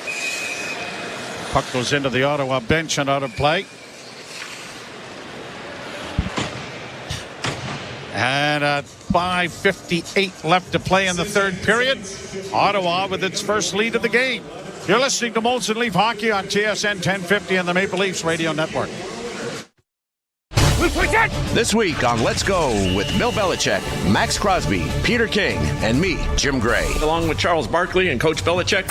One of the reasons I admire Coach Belichick, the number one thing has always got to be the game. So always respect the guys who played the game before you. I try to teach our players that all the time, every chance I get. The history of the game. You know, the game just didn't get great when you walked on the field. Listen to the extended version of Let's Go, now available exclusively on the all-new Sirius XM app. Hockey 24/7 on Sirius XM NHL Network Radio. This is the NHL. These are pros. You don't want guys to... Hey, hockey fans. Thanks for hanging out with us tonight for the Leafs preseason matchup in Ottawa against the Senators. Have you hit that subscribe button yet? Are you an insider? Have you joined this amazing community of Toronto sports fans? Get on it if you haven't. I'm sure a lot of you already have, so thank you. We are just about to hit 40,000 subscribers, 40,000 insiders, Toronto sports fans, and sports fans in general. So thank you for hitting that subscribe button. Let's shoot for 40K tonight. Can we get there? I don't know. We jumped up about 600 last night from the football game, so let's see if we can maybe do it again tonight. See you guys back in the chat. Have fun. Go Leafs, go. Network Radio. Sirius XM 91 and the Sirius XM app. The best hockey lives here. Burns gets it back. Stick handles to the backhand. Moves in front. Score! NHL play-by-play on Sirius XM. Turnover in the Toronto zone on the power play. Results in a goal by Ostapchuk to give them the lead. A shorthanded goal. And the Senators make it 2-1. The goal comes at 12:36.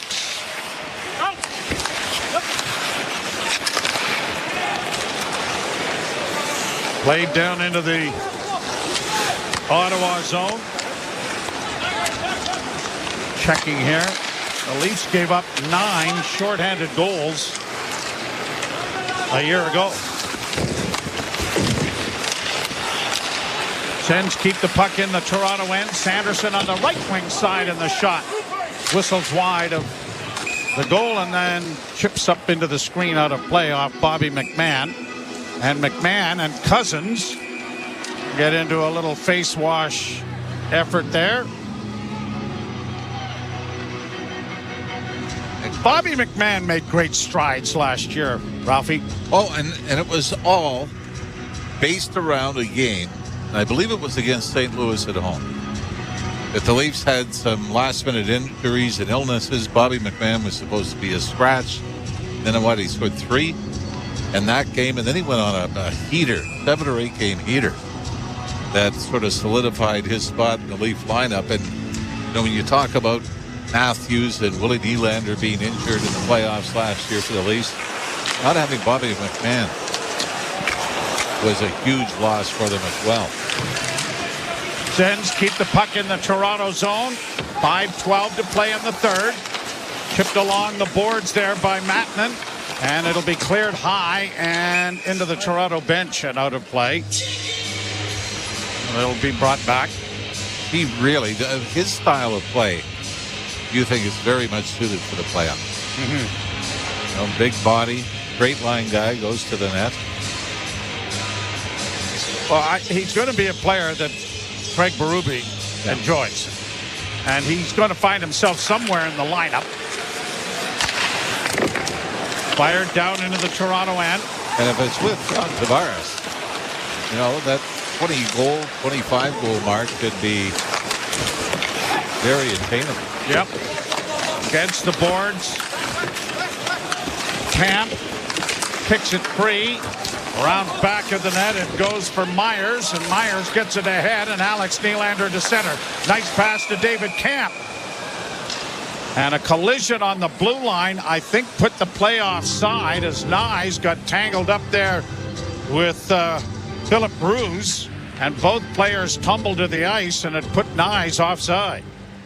A lot of times you'll see an interference call on those. On the defending team, at least would have had an odd man rush from the blue line in.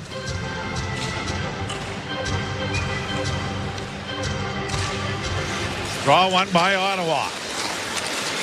Played to center by Bernard Docker into the Leaf end.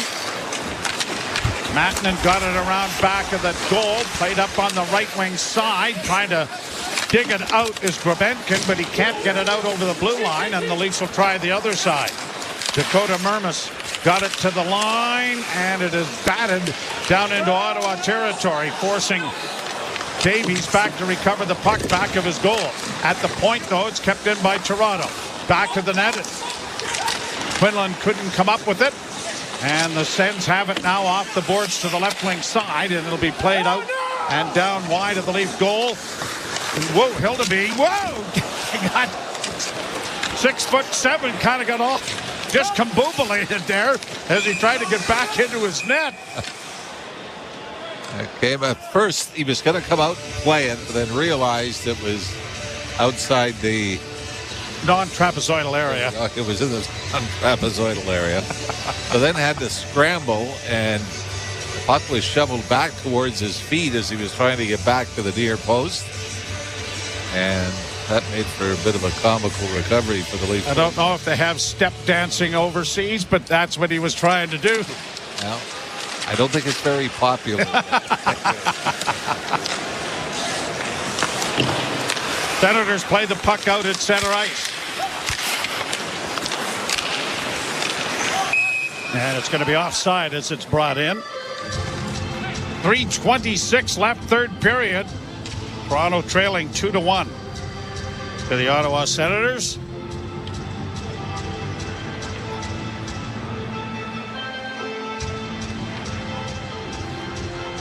Mark Savard going over a point on the easel with the head coach.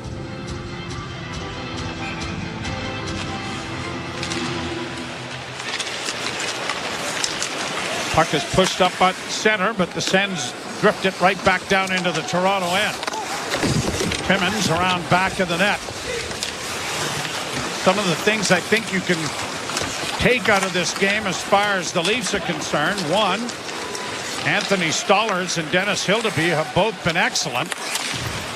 They've faced 27 shots between them. Leaf penalty killing has been good against the Ottawa Senators' #1 unit.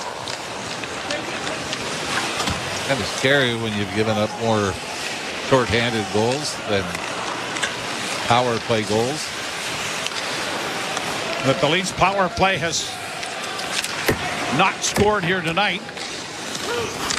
Played down into the Sens zone and deflected back out into the neutral ice for Tkachuk.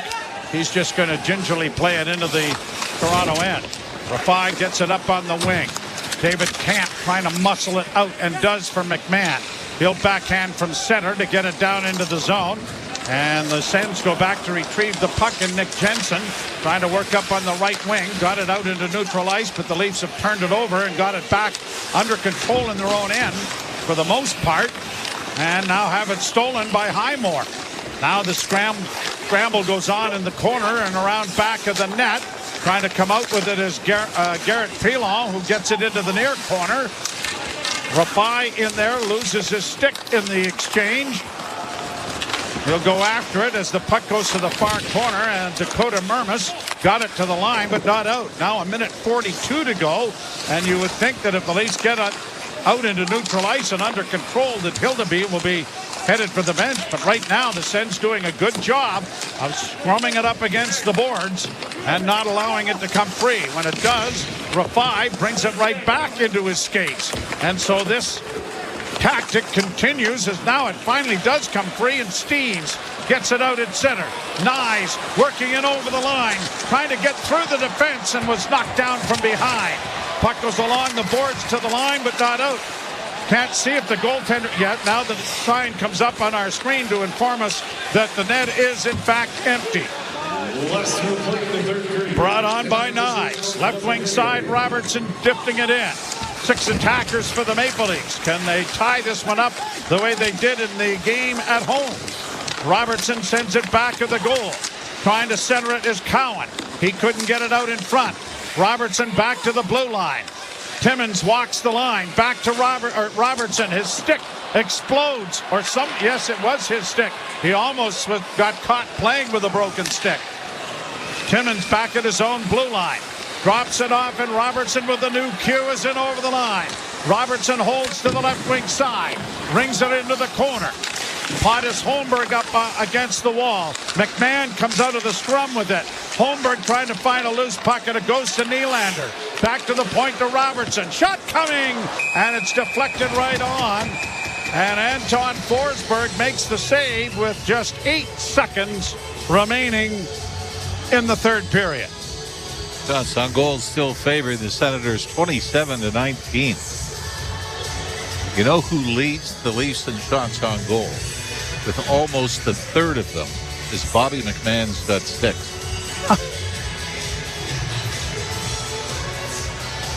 Eight seconds left. Leafs have taken a timeout to refresh the players that they have had on, and Mark Savard is going over what they might want to do here.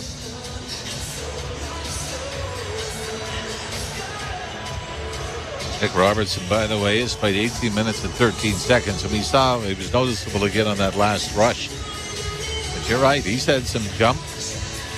Now, obviously, you know, everybody that wants to say, well, you know, Robertson's got to make it, and Cowan's got to make it, and well, Pacioretty, he's going to make it because they're signed. He's going to have 6 lines? Yeah, sit down and draw up the line.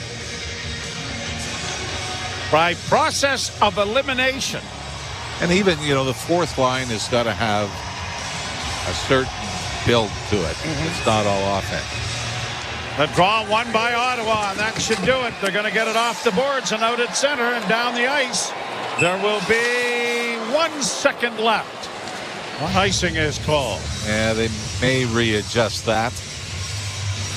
But the Leafs are down to their final gasp here in Ottawa. And a 1-0 lead on a goal by Alex Steves on a faceoff.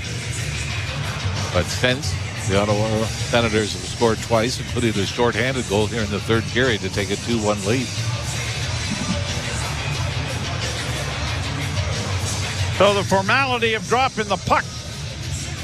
And Pontus Holmberg is going to try to shoot it if he can against Giroux.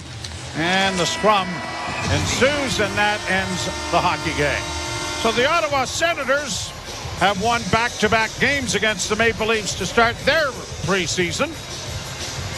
And lots of optimism and certainly there as far as the Senators are concerned, but they've got some ground that's going to have to be made up if they're going to make the postseason and end the streak of not making the postseason in the National Hockey League. I think for me, from a Leafs standpoint, Joe, is what we've seen in the first 2 games.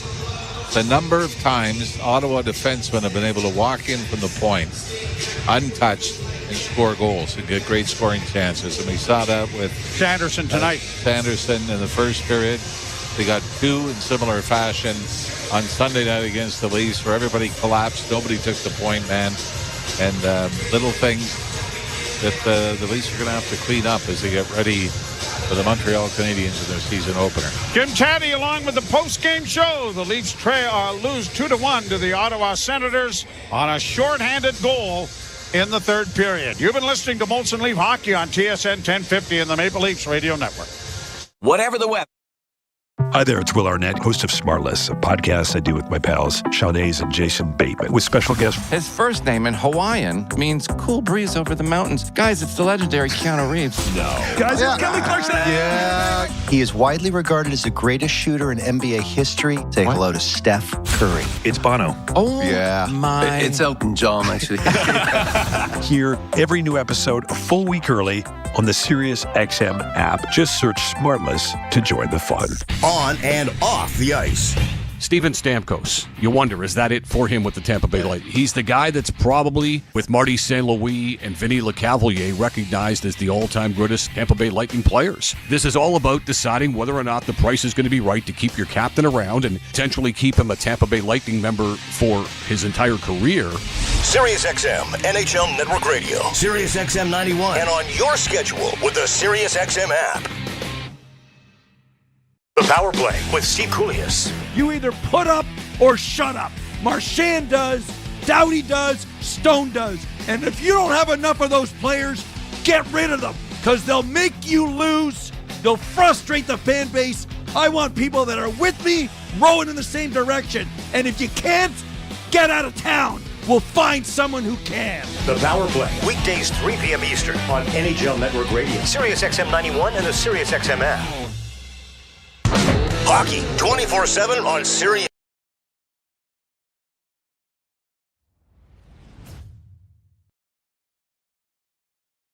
There it is. What's up, hockey fans? Thanks for hanging out with us tonight on this awesome, great, wonderful, really not that good performance by our Toronto Maple Leafs tonight, but it was a lot of fun hanging out with everybody in the chat. Cheers to 2 cents. Yes, it is every single game. Every single game is right here on Toronto Sports Insider. As long as I'm alive, we're broadcasting live. Every Toronto team as well. There we got Lisa. Good night. Thank you. We actually have to head over to the Jays game here momentarily. They're getting at the end of the game over there, and that one is streaming live on Toronto Sports Insider as well. I will let the post game run as always, and we'll see you guys, hockey fans. Thank you so much. We'll see you guys on the next one. God, I can't even remember if that's, I think it's on Tuesday night. No, today is Tuesday. My God, Thursday. I can't even keep the day straight. I'm always running so crazy. So cheers, everybody. Have a great night, and we'll see you guys in the next one. With the first round behind us, the battle for second preseason game. We travel to Ottawa. Follow your favorite team. The Stanley Cup playoffs continue. NHL Network Radio. SiriusXM 91 and the SiriusXM app. The biggest names in the game. Trying to get behind Ristolainen, walks in, put it between his legs, shoots it, score! NHL play-by-play on SiriusXM. This is Leafs Game Night on TSN 1050 and the Leafs Radio Network. The Leafs live here.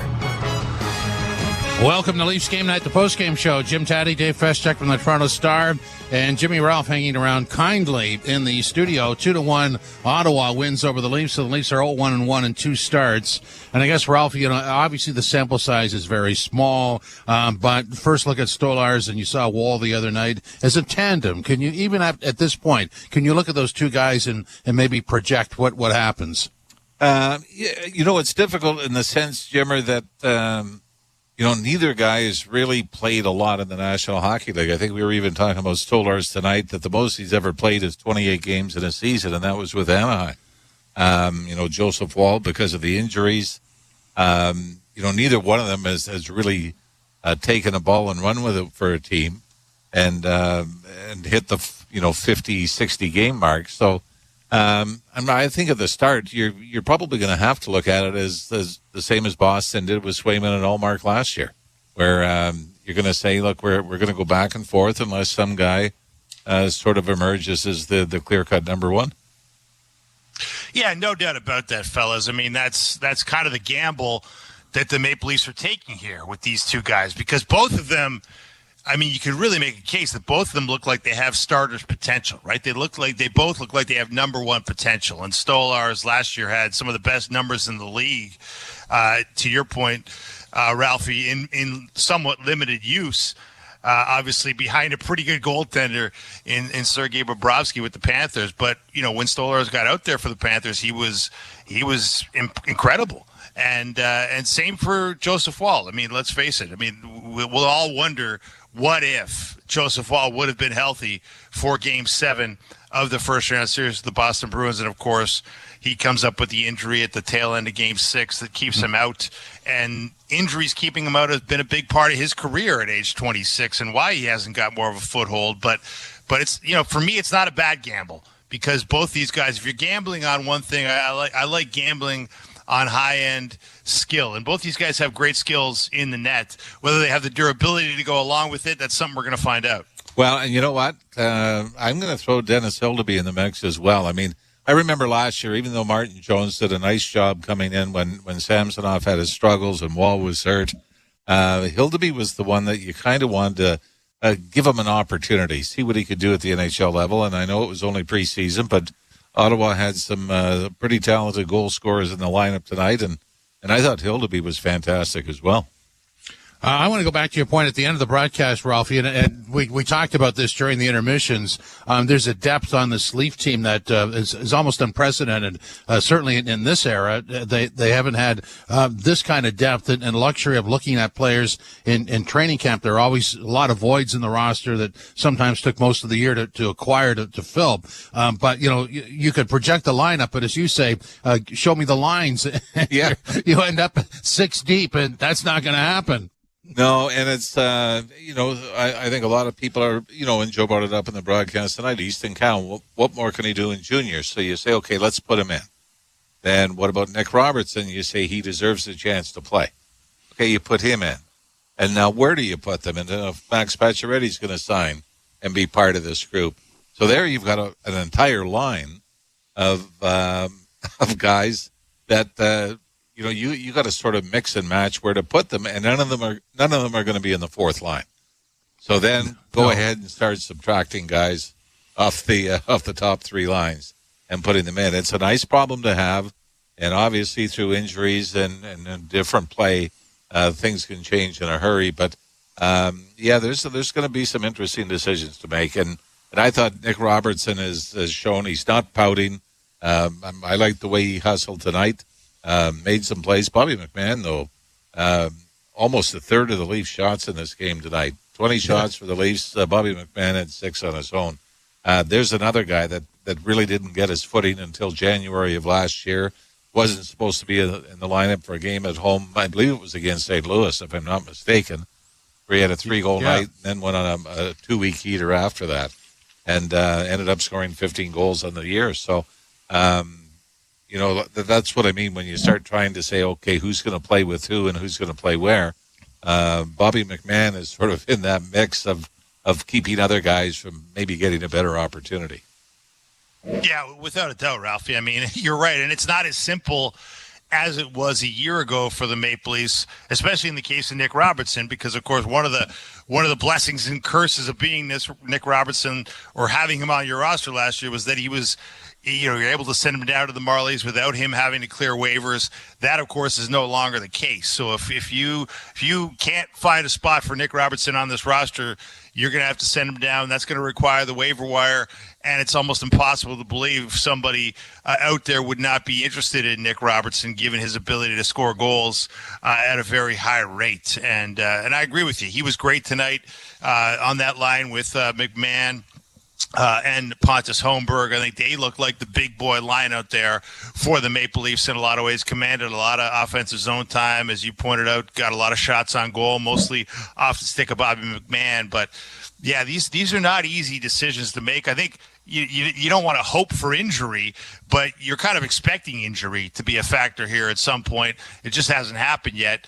But if it doesn't happen, man, the Maple Leafs, brass and coaching staff are going to have some very difficult decisions ahead of the October 9th season opener.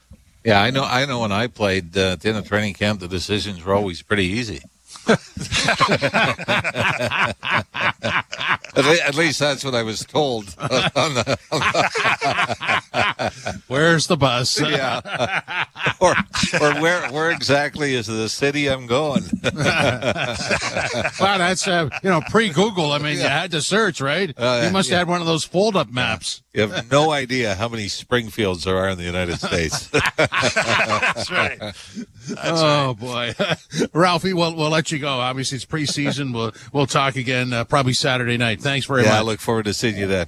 Okay. Thanks, Skipper. Thanks, David. Thanks, Ralphie. Yeah, so we go back to the point that we made during the course of the intermissions. Not only did Simon Benoit show up, not only did Bobby McMahon show up, not only did Matthew Nyes develop and continues to blossom, but those three guys turn out to be really good fits, and that in itself creates the logjam of players behind those guys because they've grabbed their job and they know where they fit, and so then it takes away opportunity for other people, which is absolutely what the hockey team wants to have happen. But there are some interesting battles here. I mean, over the next there's 4 more preseason games for the Leafs going to back home to play Montreal on Thursday, in Montreal Saturday, and next week in Detroit, and at home to Detroit. In those 4 games, there's plenty of stuff to battle over. Oh yeah, I mean this is far from over. We're just talking about, you're talking about Nick Robertson just getting his first kick at the can tonight. Easton Cowan has had a couple of games now, and had hhis chances to sort of play with a bunch of different players. You're right. This is only beginning, and when you watch these practices too, Jim, you have the 4 preseason games, and those are the things that you're going to keep stats. There's going to be referees. There's no referees in these battle drills that the Maple Leafs are running in this very intense, competitive Craig Berube training camp. And I think as much as I'm sure the coaches look at the results in the games for sure, they're also looking at these one-on-one battles that are going on a daily basis down at the Ford Performance Center at Etobicoke. I think that stuff is just almost as important when the coaches are on the ice with you, watching you work and seeing what's within you when you're tired, when it's tough, when you've been at it for an hour plus and they're asking you for more. That's what this is all about. This is a real survival of the fittest in a lot of ways, and I think we're only beginning the gauntlet that these guys are going to have to sort of get through if they want to make this team. Yeah, in a similar fashion, I think, if somebody was to ask you on Yes Guy, the radio show, Dave, what was the best move Brad Treliving did over the course of this offseason, your answer might be all of it. There's a really good collection of moves here. Oh yeah, there's definitely a good collection of moves. Like as you say, like as Ralphie points out, it's on the goaltending side of things, it's a gamble in some ways, but it's a good one. Like it's an intelligent gamble. You're gambling on Anthony Stolarz, who seems to have a lot of upside at age 30, granted, but with some incredible accomplishments in net and some incredible stats last year. And we all know about Joseph Wall and his potential, so that makes sense. And yeah, you're right. Rounding out this roster the way he's rounded it out, it makes it, you lose the 21 goals provided by a Tyler Bertuzzi, which is not easy to replace, but you bring in a Max Pacioretty who, fires off 2 goals in his preseason debut. And that's not to say he's going to be on 164 goal pace in the regular season, but it's only to say that, you've intensified the internal competition. You've given your coaching staff options, and you've got guys that, are going to be able to fill the holes, and at least in theory. And that's all you can really ask for. If you're Craig Berube, you've got options here, and maybe too many of them, which is, as Ralphie points out, a good problem to have. Yeah, I don't know what your projections are for Max Pacioretty, but I think that if he can maintain his health, when I watched him play on Sunday night, I was thinking, well, that's JVR plus. He's obviously got the wingspan of a JVR and can do stuff on a power play, but adds maybe a little more grit. This is a nice ad, I think. Well, yeah, and I mean, like, he's JVR plus. You're right, grit, that net front presence that JVR has, and nose for the net they both have. And then, Max Pacioretty at his best is a much better skater. And I think, look, it's hard to tell right now. He's 36 years old. These are preseason games.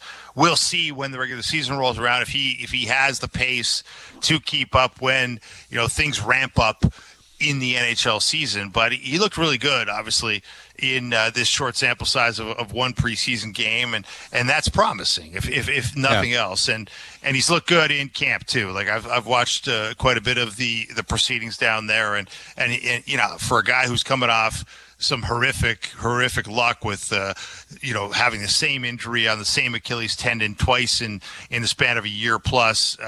This is a guy who looks like he's very comfortable on his feet, which is obviously an incredible sign.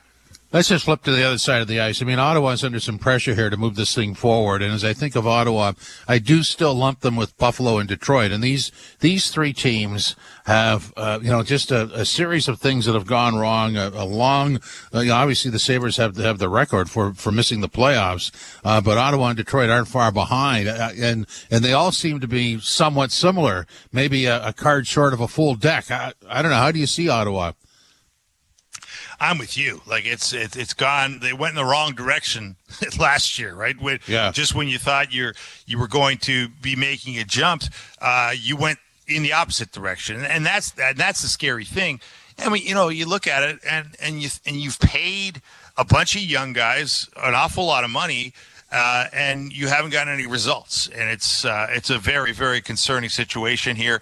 And the idea that you're going to make the jump this year, there's nothing guaranteed. Like Tim Stützle, to be an $8.35 million player for 1, 2, 3, 4 more years, I mean, he's going to have to be, a number one player out there, a number one forward, a first line forward, and he took a big dip in his stats last year. His production in general, 1 power play goal for a guy that plays that kind of power play time. I mean, the Senators had a minus 26 goal differential, Jim.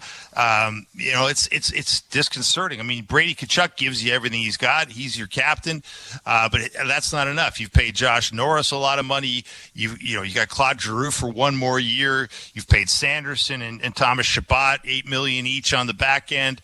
There's no sign that those guys will justify that money. And if they don't justify it soon, then you're in a real problem. Well, and that goes back to, how do you build a team when you're down and out? And a lot of people think it's through the draft. I think that's part of it, but it can't be all of it, because if you keep drafting really good players, you got to sign them to, the contract out of the entry level deal. And that's big money. The market justifies pretty big money. You can't have too many of those guys. So it's not just the draft, is it?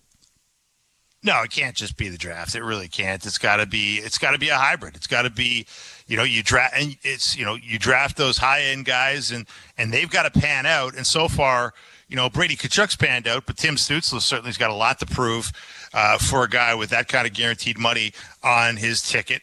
And you've got to find, let's face it here, one of the arts of NHL management right now in this era is finding the guys at the low end of the roster that can contribute, right? The guys like last year the Maple Leafs, a Bobby McMahon comes in and gets you 15 goals. A Nick Robertson, although he was, he's a drafted player, but he's on a low entry level contract. He gets you some goals. You got to find those guys that can push people at the top end of the roster at minimum salaries, and that's difficult to do. And the Senators, I mean, they've had some success at doing that, but like most teams, it's, you can't have enough in a lot of ways of those guys. And it's very difficult to build a team based on high-end draft picks if you do not have if you can't round it out with your own developmental, pipeline of free agents, undrafted guys, and later draft picks that turn out to be much better than anticipated.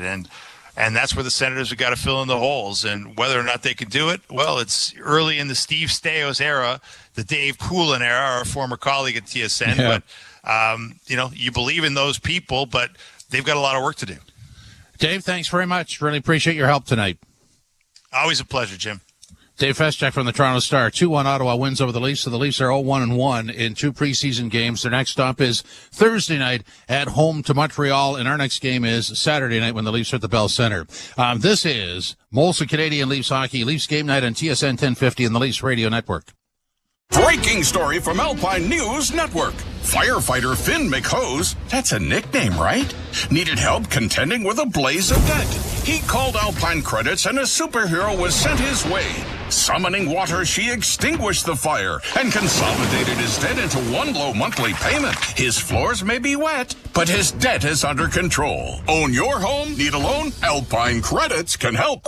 Alpine Credits, where homeowners get approved. Just for license 12616. With Food Basics deals like 341 to 380 milliliter V8 sauces for just $2.44 each, you'll be saying hot diddly wowza! Shop in-store and online until September 25th. Food Basics, always more for less. Hi, Keith here from Speedy Glass. Looking to get your windshield replaced? It's as easy as 1, 2, 3.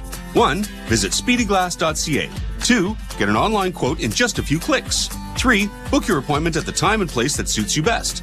Plus, we'll get your insurance claim approved instantly. Count on us to make replacing your windshield easy. Book your windshield replacement online today at speedyglass.ca. Certain conditions apply. Details at speedyglass.ca. Speedy Glass Repair. Speedy Glass Replace. Walmart is the #1 place to save on groceries. And right now, you can save $2.53 on white cauliflower, on for only $1.44 each. That's 63% in savings. Walmart. Save money. Live better. The out-of-town scoreboard is brought to you by Maple Toyota. You don't have to go out of town for a great new Tundra or RAV4 gas or hybrid. Maple Toyota has them in stock now, ready to deliver. Visit mapletoyota.com. Here's what we have. The Sabres got by the Penguins 3-2. Canes got by the Lightning 2-1. Montreal shut out the Devils on home ice 3-0. Rangers 6-4 over the Islanders. Boston 4-2 over Washington. In our game, it was 2-1 Ottawa over the Leafs.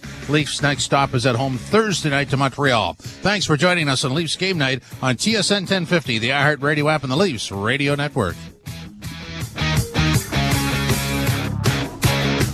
All baseball's postseason race heats up on MLB Network Radio. They got him! Grand slam! Every pitch, every swing, and every catch matters. Good one! Good night! MLB Network Radio brings you all the live action. I've never seen a play like that! And expert analysis you need to follow your team. Don't miss a moment of the chase. On MLB Network Radio, Sirius XM 89, and the all-new Sirius XM app. The Power Play with Steve Koulias. You either put up or shut up. Marchand does, Doughty does, Stone does. And if you don't have enough of those players, get rid of them, because they'll make you lose. They'll frustrate the fan base. I want people that are with me, rowing in the same direction. And if you can't, get out of town. We'll find someone who can. The Power Play, weekdays 3 p.m. Eastern on NHL Network Radio, Sirius XM 91, and the Sirius XM app.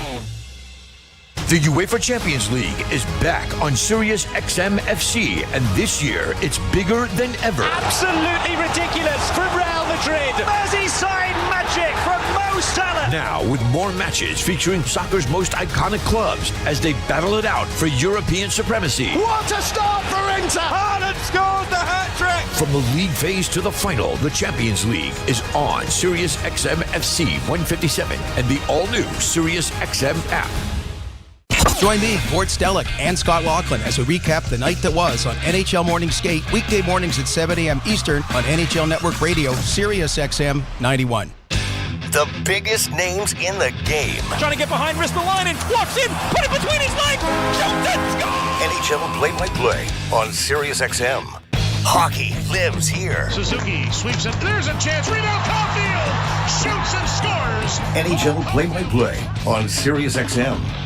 The best hockey lives here. Burns gets it back, stick handles to the backhand, moves in front, score! NHL play-by-play on Sirius XM.